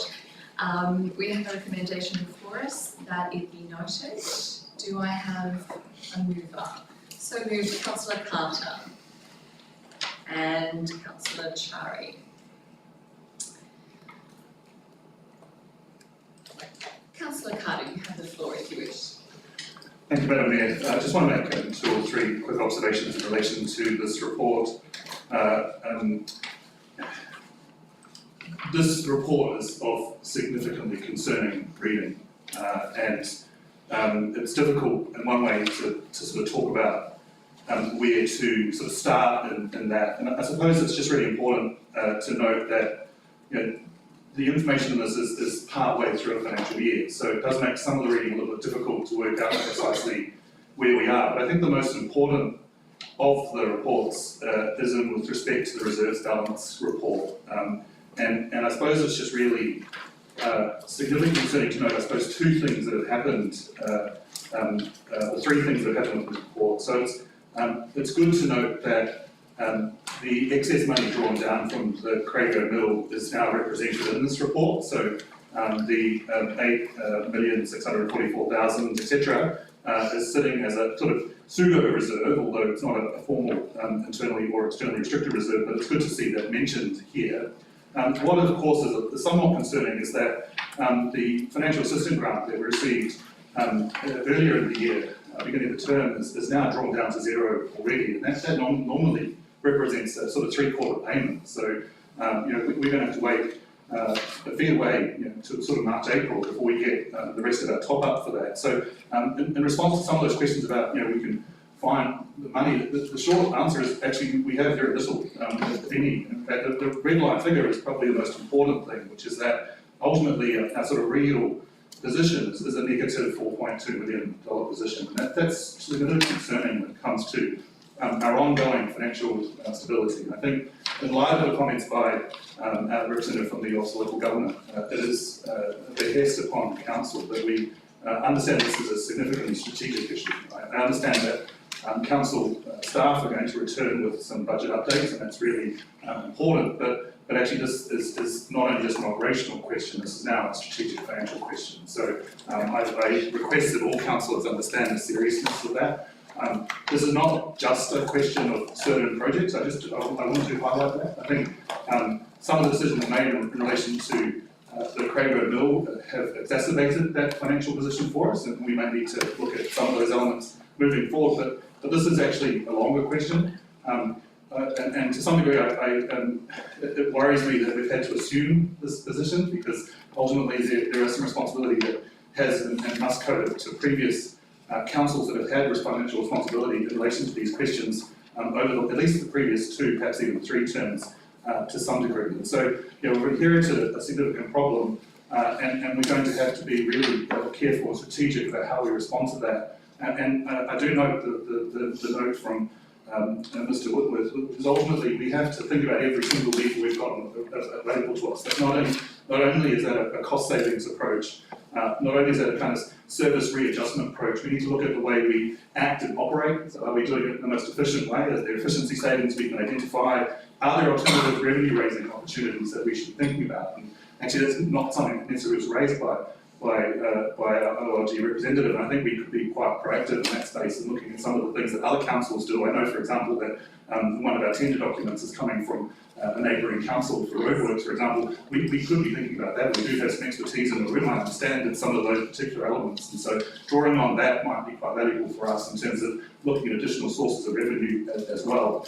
Ultimately, to me, one of the things we have to be really careful about here is asking the community to pay in different ways. So that's either through services being delivered in a different way, which perhaps upsets their normal use of particular resources, and alternatively, how we look at projects funding forward in terms of what we could do, and thirdly, in terms of the rates that they pay us as well for the services that we deliver.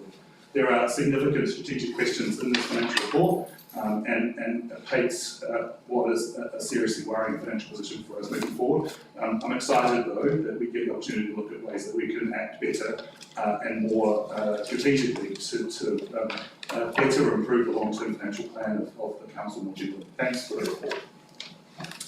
Thank you, Councillor Carter. Councillors, do we have any speakers for or against this motion? I'm speaking for the motion, but I'm happy with the financial, well, not happy, but the financial report is there. I understand. So I acknowledge the financial report. For someone that runs a small business and also has had quite a lot of experience in government, I find this report just a bit misleading, or not misleading, but just a little bit hard to understand, because on the one hand we have page 1, a 15.7 surplus and then 1.4 million, which is less favourable. I just would like an executive summary up the front that might show where some of our points of concern are or aren't. I know it says we're up and down, but it really could do with a bit of refinement to then say this is a problem. I don't know what the former council did in respect to the finances and how they looked at them, but this is all well and good. I just think that if we could get that level of oversight from our financial officer, not just a literal about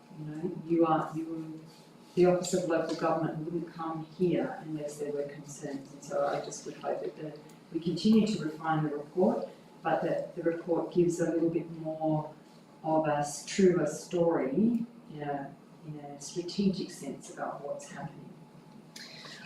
Thank you, Councillor Flannery. I'd like to note that the format that we've adopted for this is very similar to Central Coast Council, who were coming out of administration. So theirs was clearly quite prescriptive, and we've been asked by the Office of Local Government to provide those monthly reports. So I think it's probably wise to adopt a format that they have themselves prescribed for other councils. But I'd also like to get a comment from. I don't mind the level of detail in here. It's I would like, if that would be possible, a little bit of an interpretation to say this is, we are still in the red, or our operating money is this. I don't know what others feel, but I'm sort of sorting through it, I'd like someone to kind of make a statement. I can challenge that statement, but to make a statement so I'm not reading 8 different pages and then going, well, hang on, up, down, or even a pie chart or a graph, you know, do the Excel tables. I might just now go to William to give us a comment, if that's okay, regarding that. Thank you. Madam Mayor, I have to give some comments about the report.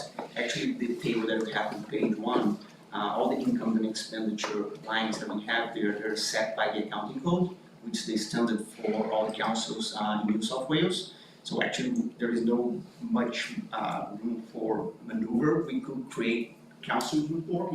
Council decide that it would be helpful, but it's just the standard, so it would be comparable for any council in the state. In the summary for, I reckon the most important number here is really the bottom line one, which is the net operating result before capital grants and contributions. That's really the one that we should be looking at. And I tend to agree with Councillor comments that it is a bit difficult to read.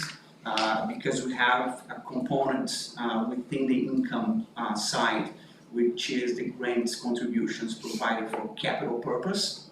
And that income is actually related to the capital expenditures that council incurred. The expenditures are not in that report. So what happens here is that you have, on one side you have the income, but you cannot see the expenses together.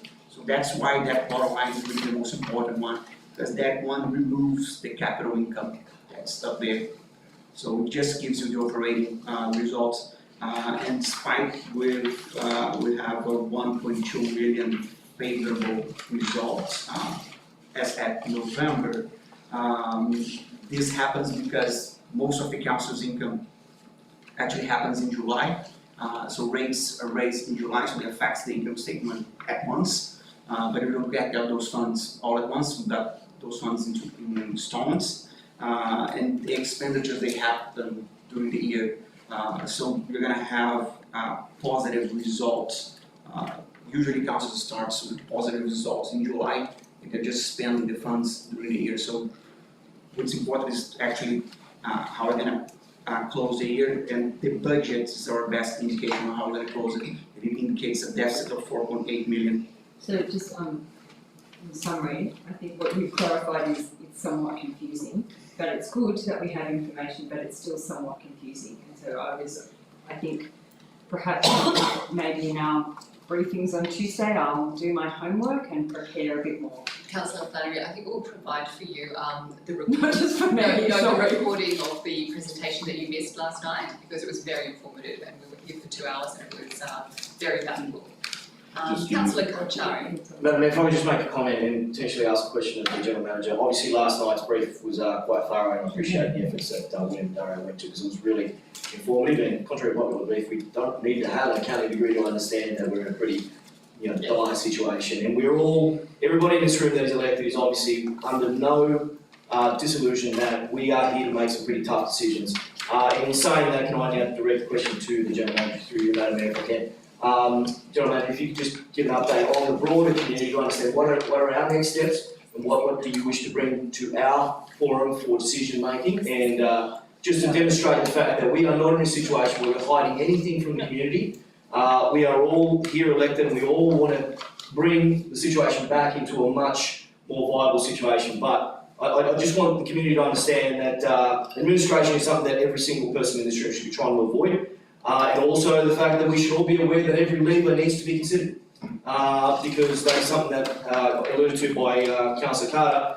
It needs to be a package deal, and obviously to bring us out of the current situation is going to take some pretty significant decisions by this elected body, and that's exactly what we're here to do.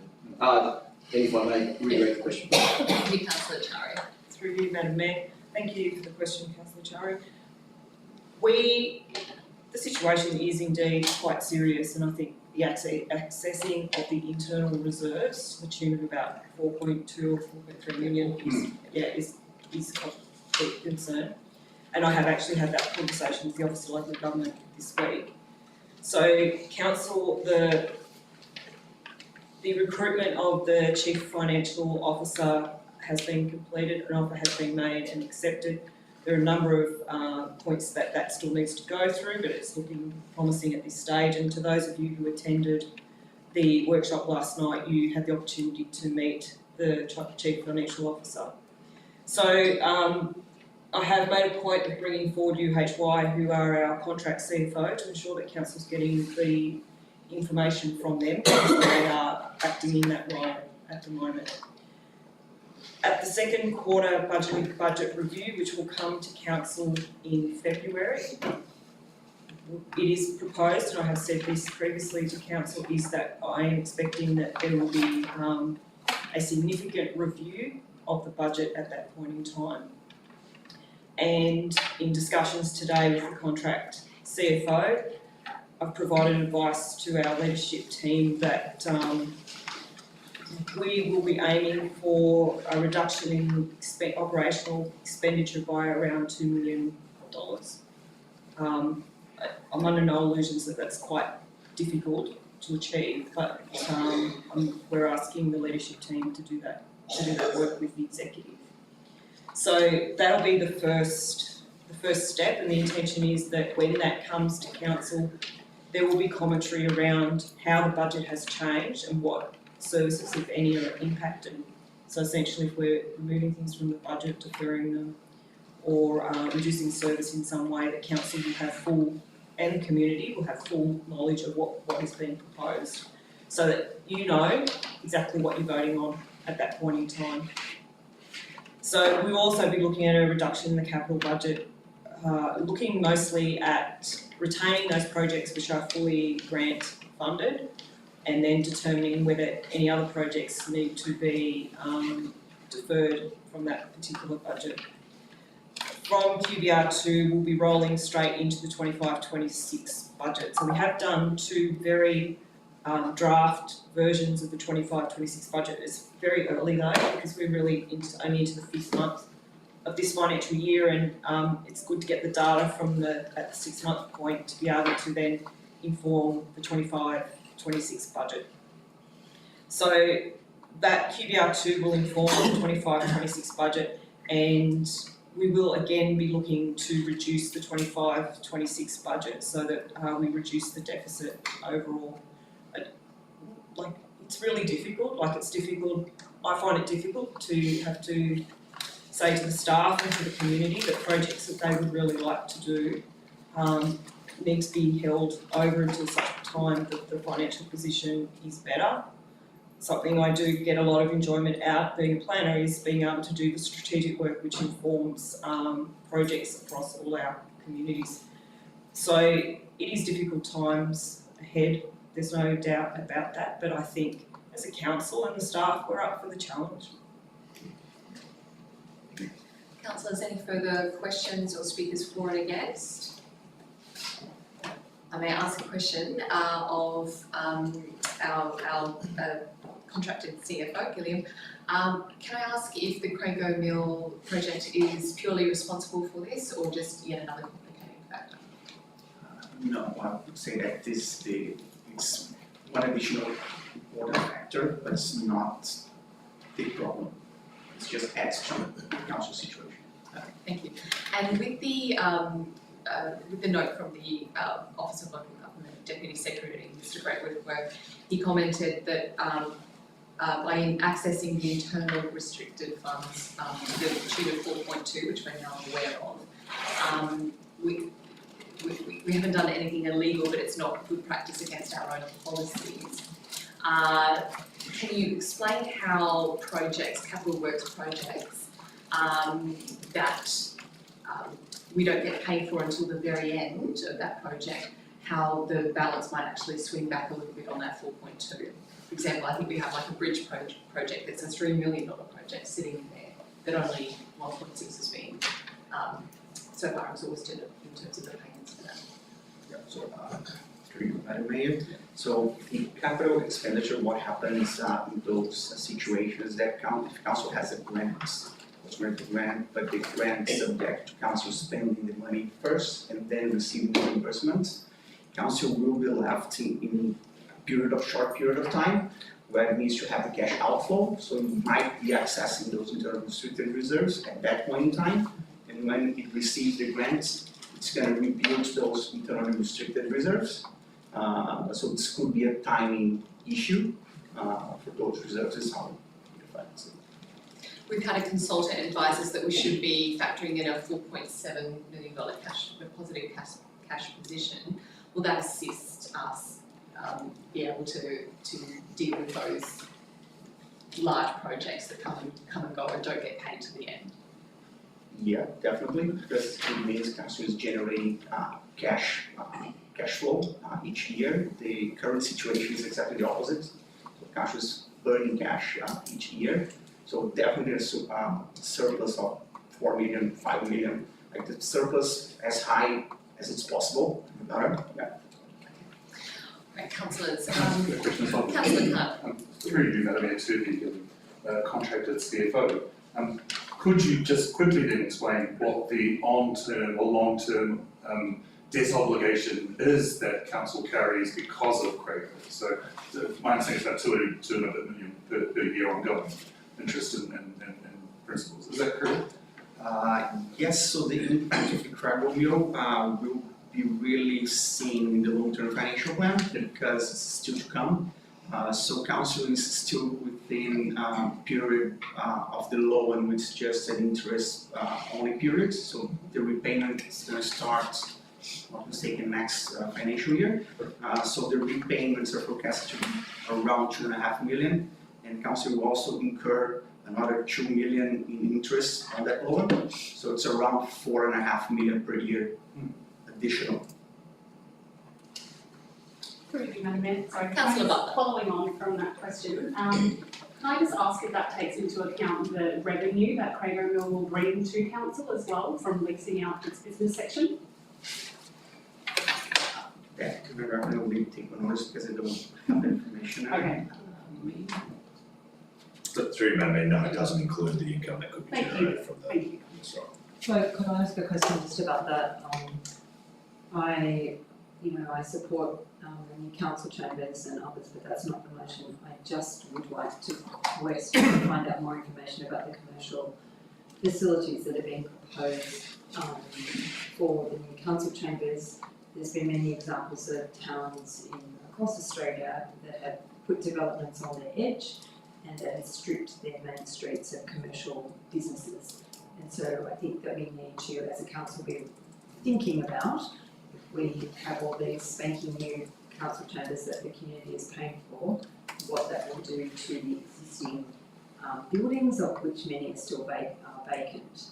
And so I just err on the side of caution about looking only at the revenue model when we might have to really pump up the gas to get our main street having any kind of shops in it. Councillor, I just want to alert to you the fact that earlier this month I sent you all a copy of the Crago Mill Economic Assessment Update, which you might find valuable information in there that might address Councillor Flannery's concerns as well. Alright, councillors, we have a motion before us. I just want to make sure that I've given the mover the opportunity to close. Any further comments? Okay, councillors, let's vote. All those in favour of the monthly financial report? Can I just have all hands up? Yes, thank you, or down if you choose. Okay, that was unanimous, thank you. Moving on to item 6.13, the 24-25 first quarterly budget review statements, noting that we received these last month as a late report and we determined to discuss them today. Do I have a mover of the 24-25 first quarterly budget review statements? Thank you, Councillor McGrath. I was going to have to move this from the chair, goodness. And seconded, Councillor Rothwell. Councillors, any speakers for or against? Okay, you look ready to vote. Councillors, all those in favour? That's unanimous. Carried. Councillors, item 6.14, the investment and borrowing report. You have a recommendation before you, councillors. Do I have a mover? So moved Councillor Carter and Councillor Rothwell. Councillor Carr, you have the floor. It's good that we've managed to work out how to remove some X's from a document. We've been talking about that for a while. I just want to note though that it is slightly, and it is, I think there's probably two things we need to be mindful of here, which is that the credit ratings that have been presented in the investment report are now the short-term credit ratings. I'm sure people are aware that there are two types of credit ratings presented by ratings agencies. There's a long-term and a short-term rating agency rating. So we see, for example, T Corp has a AAA, which is the long-term rating, whereas you'll see something like My State Bank is at the A2 level, and that's a short-term rating. I think it would be better for us to have both presented in the report, and it's partly to do with our management device, which we have from our investment policy, which talks about we're not supposed to have any more than, say, 60% at the say the A2 level. We sit at 59% at the A2 level. And again, the question comes back to me is why we're making that particular choice. So we're very close to our policy's position in terms of what should be at the A2, but not necessarily for any particular benefit. So it's one of the challenges here is that some of our A1 investments are actually returning better rates of interest than some of our A2 investments. And so the question is, why would we put it in something that is perceived as slightly more risky than and returning less than something that's perceived as slightly safer and potentially returning more? Now, of course, market interest rates shift and change at particular times that investments are made, but we are running very, very close to our policy cap at 60%.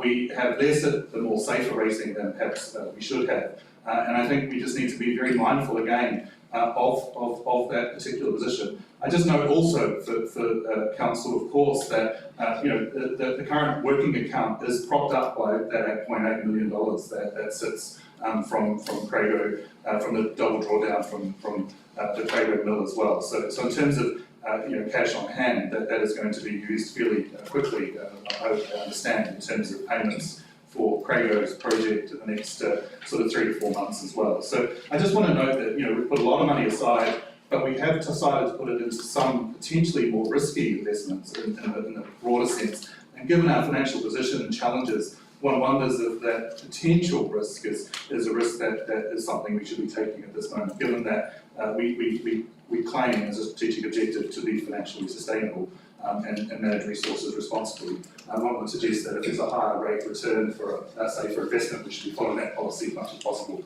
Thank you, Madam Chair. Thank you, Councillor Carr. Do we have any further speakers for or against?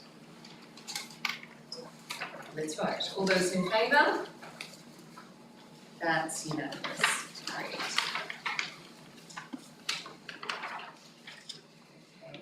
Councillors, might I suggest removing block items 615, 617, 618, and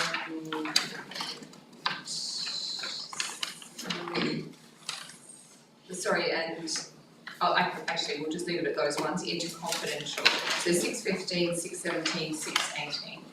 So moved Councillor Butler and seconded Councillor Cameron. May I ask if there is any comment from the gallery, the public gallery, as to those items going into confidential? We have no comments. Councillors, any debate on that? Prepared to vote? All those in favour? So moved for items 615, 17 and 18 to go to confidential. Carried.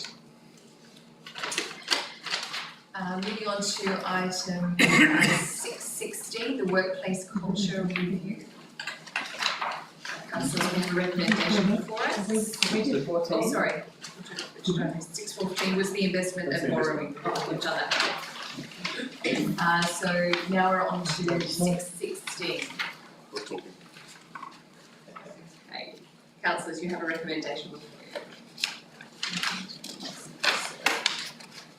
So moved Councillor Chari and Councillor Rothwell.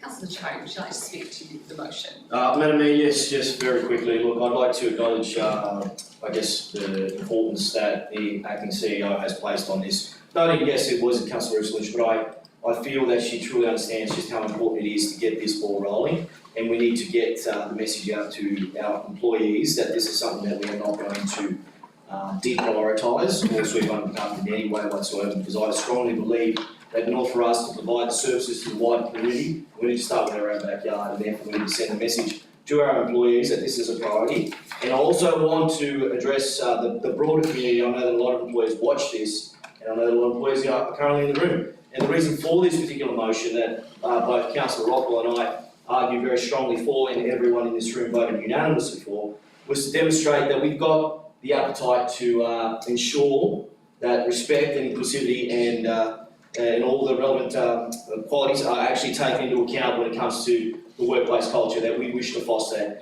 And I'd like to once again congratulate the Acting General Manager for obviously resonating all those sentiments. There is a little bit of apprehension out there though that we could potentially be paying lip service to it, and this process is just a convoluted way to pretty much sweep any concerns under the carpet. It isn't that. It is a very appropriate and transparent way of addressing any systemic issues that this council and within its staff needs to be addressed. But I'd also like to remind everyone of the point that Councillor Flannery made as well. It isn't about pointing fingers at the people who are doing the wrong thing, because obviously that should come out in that investigation, but it's also about identifying the groups within the staff that are doing fantastic work. And I think that's very important, obviously, at a point where practically everyone in this room and everyone in the staff has copped a bit of a mouthful from somebody at some point. I think it's very important to identify those people that are doing fantastic work, and to give the broader community and the staff the understanding that this council chamber understands that it is a tough job, but we are taking active steps to ensure that we provide that better environment for them. That's what I have. Thank you, Madam Mayor. Thank you, Councillor Chan. Councillor Roth. No, I'm good. Oh, sorry, I'm good. I agree with what he said. It should be a fantastic place to work, and let's get it there, right? Through you, Madam, can I just point out to the councillors that there was an error in the printed business paper, and that the second part of the recommendation, the budget for the after hours service project be reduced from 30,000 to 10,000, not 20,000. We need 40,000, or we think we need 40,000 to do the work. Thank you, Ms. Costa. Any further comments, Councillor Master? Just make a comment. I'd just like to thank Councillor Chari and Councillor Rothwell for bringing this to the table for us all to vote on, which we all did unanimously and happily. We need to invest money into our organisation to bring it to what it can be, and that includes giving the people a new home as well in Crago. It's so important. So I think that this new council is doing absolutely everything it can, and I agree. I thank the acting CEO, Julie Foster, for recognising also how important this is and getting the ball rolling. Thank you.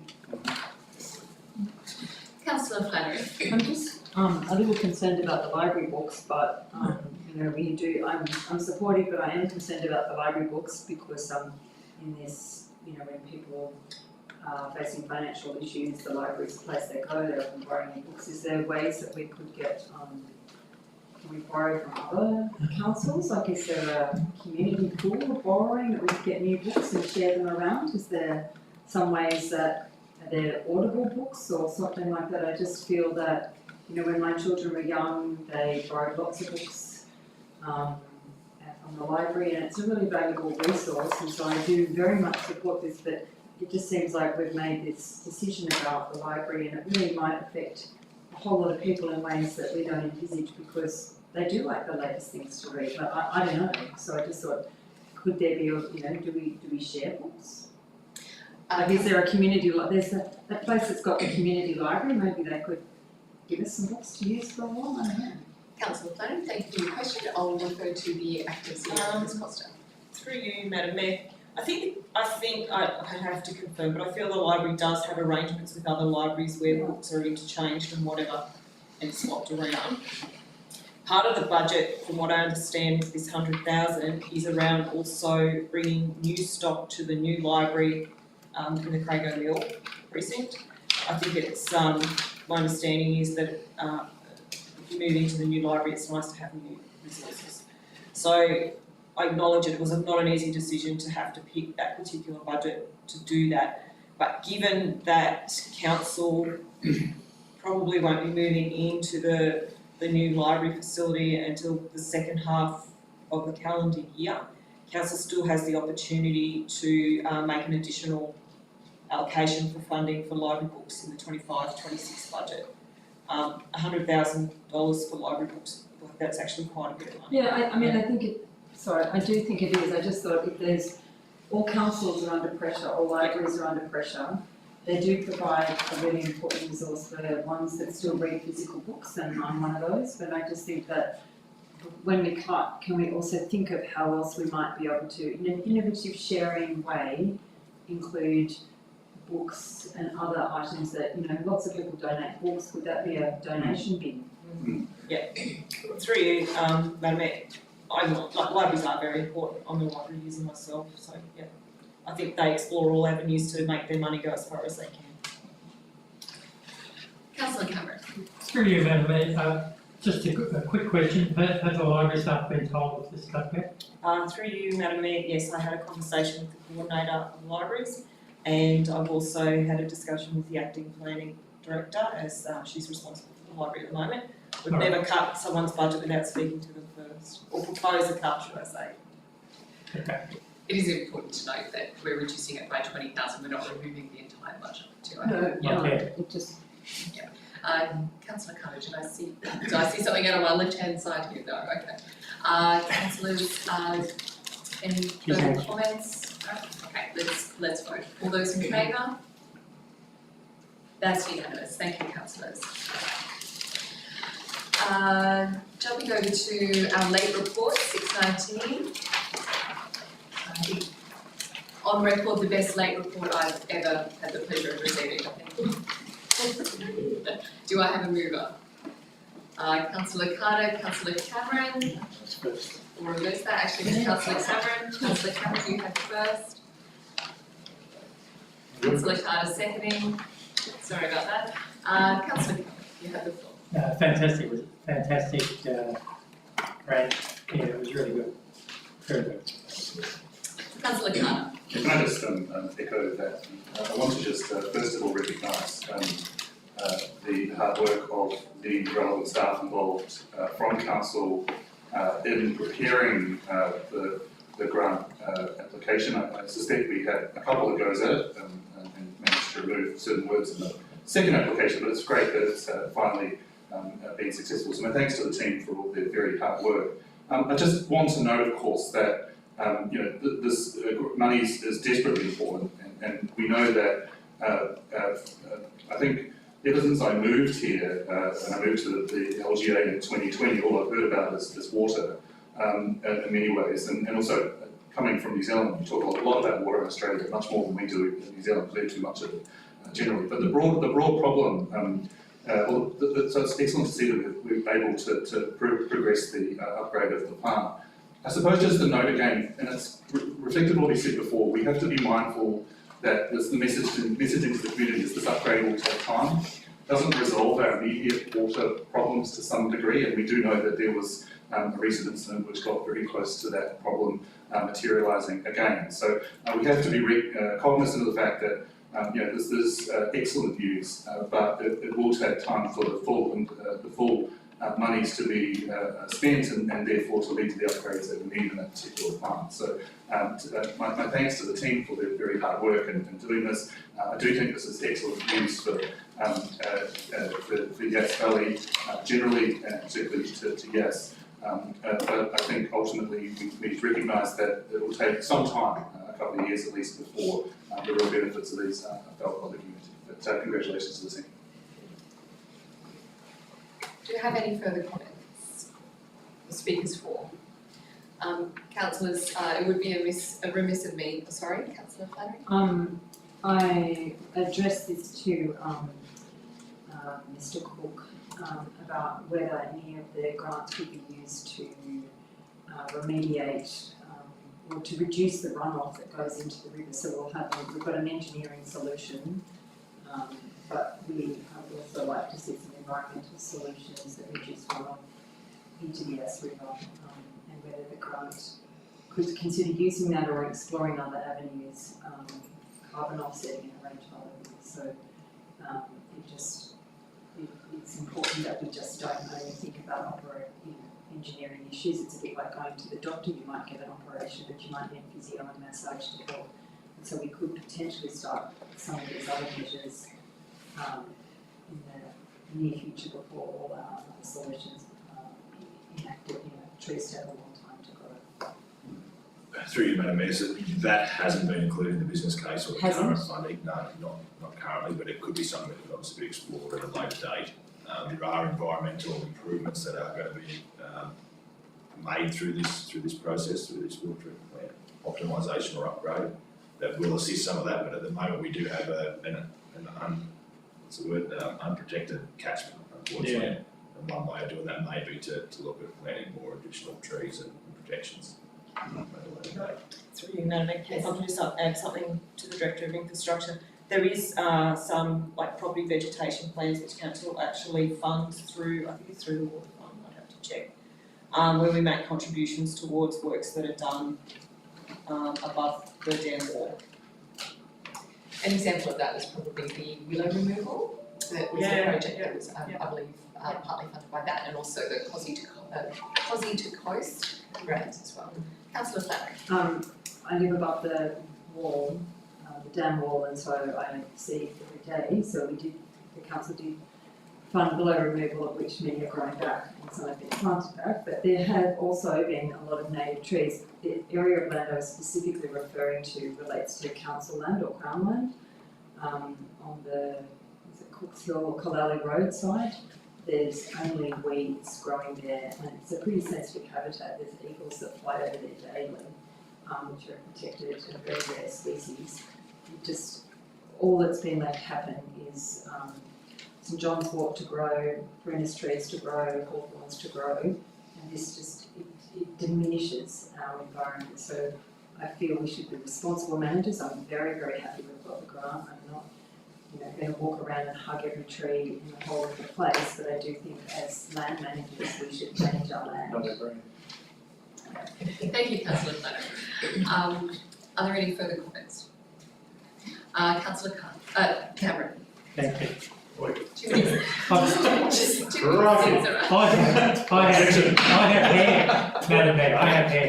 He doesn't. No personal attacks. Yeah. The clock starts now. I just want to make a comment quickly that the removal of the willows, I think, was very long. Wasn't it quite a long time? There hasn't been much happening in regards to that, and it is an important issue. I'd just like to say something about the willows. Got all that government money and cleaned all the willows of the river right up to Gundaroo, and they've just let them all go. Exactly. The farmers didn't worry about them anymore. It costs money to get them out. Certainly a premise to lobby for the renewal of the Green Army as well, which were quite effective in carrying out a lot of the projects that Yass launched. Councillors, I would like to personally acknowledge that this is done, the lobbying for this project has been a while in the coming. And I want to acknowledge former mayors, Councillor McGrath is here with us, Mayor Abbey and Mayor Carmody, who all pushed for this project, and it's on our watch that this project is now possible, fully funded. I can remember when this project was touted to being approximately $22 million to actually get done, and we're now looking at a $36 to $38 million project. So it's great that the line in the sand is now drawn, and it's on us to deliver this on time, on budget, so that we can turn on the taps. I know it is a hybrid project. We do have existing infrastructure, but there is a lot of new components going into this that will address our capacity to robustly treat water and deliver for our community with the kind of storm events that we've been experiencing. I know Councillor Carter's comments are very relevant. The bar has been lifted in terms of the water quality that we have to match now, so I expect we'll have more boil water alerts before we get to turn on the new treatment plant. I also want to acknowledge New South Wales Water Minister Rose Jackson, who acted early and was able to deliver that early twin funding of $18.1 million, along with combined with the Housing Acceleration Fund commitment from earlier. Without that, we would still be looking at potentially $300 rate increase for the next 20 years for our ratepayers in order to do this project. So I can't go without acknowledging Rose Jackson, and along with that, Michael Kilbrow, who was the candidate who brought Rose to see this issue, and also our federal member, Christine McBain, who was so passionate in her representation along so many issues for Yass Valley, but particularly water. And I thank her from the bottom of my heart for everything that she did to keep pushing this forward. Thank you, councillors, and I look forward to seeing this delivered 2028, if not before. If I could just ask the Director if there's any further comments that you'd like to make. Through you, Madam Mayor, it's a very pleasing result for Yass Valley Council. We now have a fully funded water treatment plant. We're about to start. Our very first tender closes tomorrow, actually, for the reference design, the design of the tender documentation.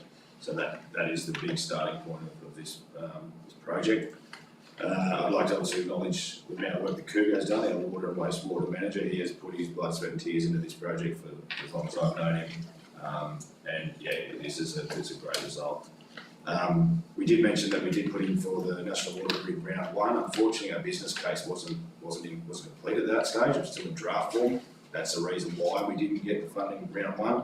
Round 2, we obviously had an extraordinary meeting with council and we approved it for the round to meet the deadline of the round 2 application, and obviously luckily we've been successful with the assistance of DPIE. So we got to the state level. The state level assisted us in finessing our application to the federal government, and their assistance is greatly appreciated as well. So it's a great result. Councillors, let's vote. All those in favour? That's unanimous, carried. Thank you, councillors. We have no notice of motion or questions with notice. We're now moving on to our minutes and recommendations of council committees. 9.1, which is the minutes of the Canberra Region Joint Organisation Extraordinary Board Meeting held on the 25th of October 24. Recommendation to note, all those in favour? Sorry, I need a mover and a seconder. We're all going to move in a second. I'm going to need a mover and a seconder. Thank you, Councillor McGrath. And thank you, Councillor Butler. And now I've got it in the right order. All those prepared to vote? That's carried. Thank you unanimously. Now we move on to our confidential matters before I sorry, another 9.2. Yes, sorry. The CRJO Joint Audit Risk and Achievement Committee held on the 17th of September 2024. Councillor Carter, would you like to read? No. Councillor? No. Sorry, I need a mover. I'll move it. Thank you. Councillor Cameron. Seconded by, do I have a second, councillors? Thank you, Councillor Butler. Councillor Cameron. Yeah, I will speak. There's a couple of issues here. I just want to raise a couple of things. As being the previous person on this particular committee, they did make the point early on, and this was Stephen Coates, the chairperson. He made the points that what should be presented to council is not the minutes, but a report.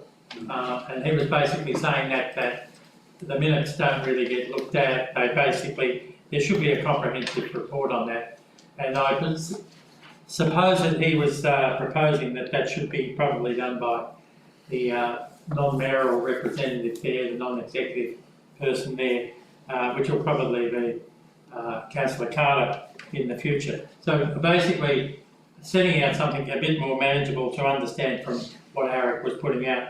I did have a good look through the minutes, and I was surprised that the minutes relate to the 17th of September, which was just after the election, so there was nobody there really representing the council per se, and we know that the mayor is not allowed to go either. So I just made the point that I'm surprised that there's been a meeting since then, Yes. and that should have been presented at this particular meeting, as far as I was concerned. There's a couple of questions that arise from my point of view. It was suggested to reach out to Goulburn Council to check their IT management framework, and that was, I just wonder whether that's been actioned. It's a policy framework, so it's probably something easy to do, and we should check to make sure that that's going to be done, because that's one of the things they'd like to tick off. The other thing that was interesting in there was that, I know Chris Berry was an apology, I think he was overseas at the time, so I presume the acting Chief Executive Officer was Lynette, could be wrong, and the ICT manager were there. They didn't really have an attendance at the top who was involved, which I found a bit strange for a minute. But there was a comment down there that said, a report is proposed to go to the new council in November, recommending a special rate variation process be undertaken. And I would imagine that that comment was being made by the acting Chief Executive Officer at that stage. So I just found that was quite an interesting comment, that was being proposed even at that stage. Thank you. Thank you, Councillor. I think we have an answer to your comment of why the other minutes aren't presented. I don't think they're actually available yet. No, so through you, Madam Mayor, the last direct meeting was the 27th of November, and it's only, I think there's only like 3 weeks between council meetings, and the minutes weren't available from the ARIC meeting on the 27th of November to bring to the council. All right. Yep. Okay. We did check to make sure. Thank you. Unless, yeah. Councillors, I can't speak on behalf of the former CEO who's made those No. comments in there. However, I think that would have been premature, given the conversation needs to also include all of the levers of efficiencies, which projects we do or don't do, what business opportunities are available to increase income in other ways besides the SRD. Thank you for that comment. Through you, Madam Mayor, sorry, I should have added, Councillor Cameron, is that when I attended on the 27th of November, I am concerned about the number of outstanding actions for council. And so one of the things that the temporary governance officer will be doing from when they commence in January, amongst a whole range of things, is reviewing all of the outstanding actions to start to see which ones we can start working on. Because the Audit and Risk Improvement Committee plays a very important role in our functioning as a council. Thank you. Any further comments? Speakers for or against? Let's vote, councillors. All those in favour? That's unanimous, carried. We now move on to our confidential matters. So we'll need a mover to move us into confidential, and then I'll ask if there's any further comments from the regarding that. So moving us into confidential is Councillor Cameron, seconded by Councillor Chari. I note actually that there is no one in the gallery, so we can now put that to a vote. We have the right impact. I just needed to check and offer that opportunity. So all those in favour of moving to confidential, that's unanimous. We're now going to end our live stream before we discuss the items inside.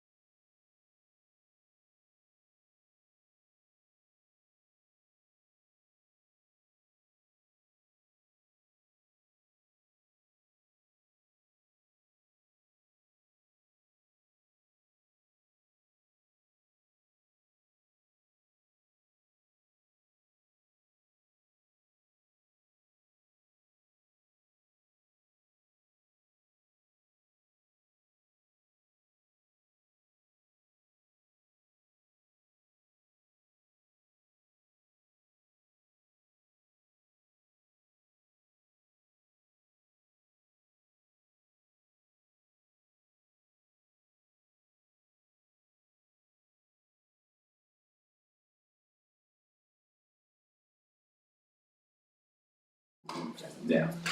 Okay, There is vote. councillors, you ready? Okay, we're now moving, we have moved back into open council, and I'd just like to read out the resolutions from the confidential section of tonight's meeting. Our first is awarding tenders for the Murray Bateman Creek Bridge Replacement, Greenwood Road, YVC IA.36.2023 project, our item 10.1. Council resolved unanimously that the tender submitted by Murray Constructions for the construction of the Murray Bateman Creek Bridge under contract be accepted for a total cost of $3,260,200 and an additional $469,930 be allocated for the contributions reserve in the 24-25 operational plan for this project. Furthermore, our item 10.2, the YBCPE.37.2024 Murray Bateman Recreation Ground Access Upgrade item.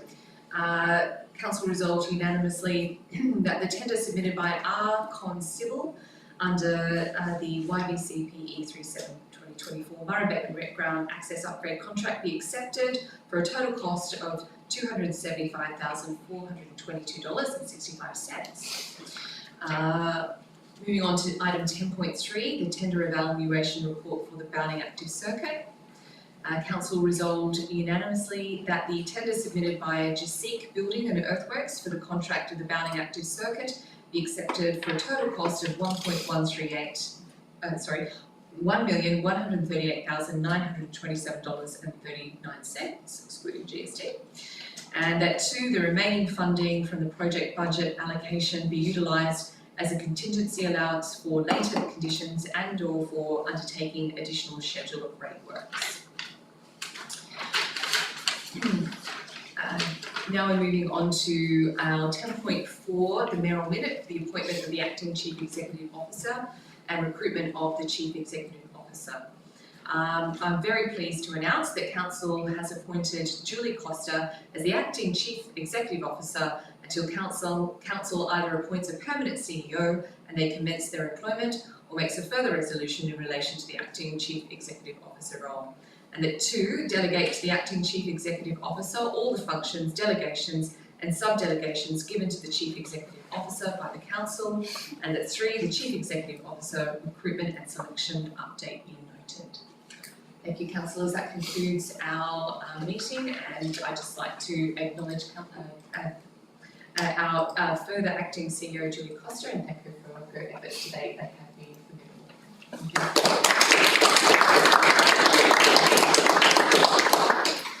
Thank you. And that ends our live stream.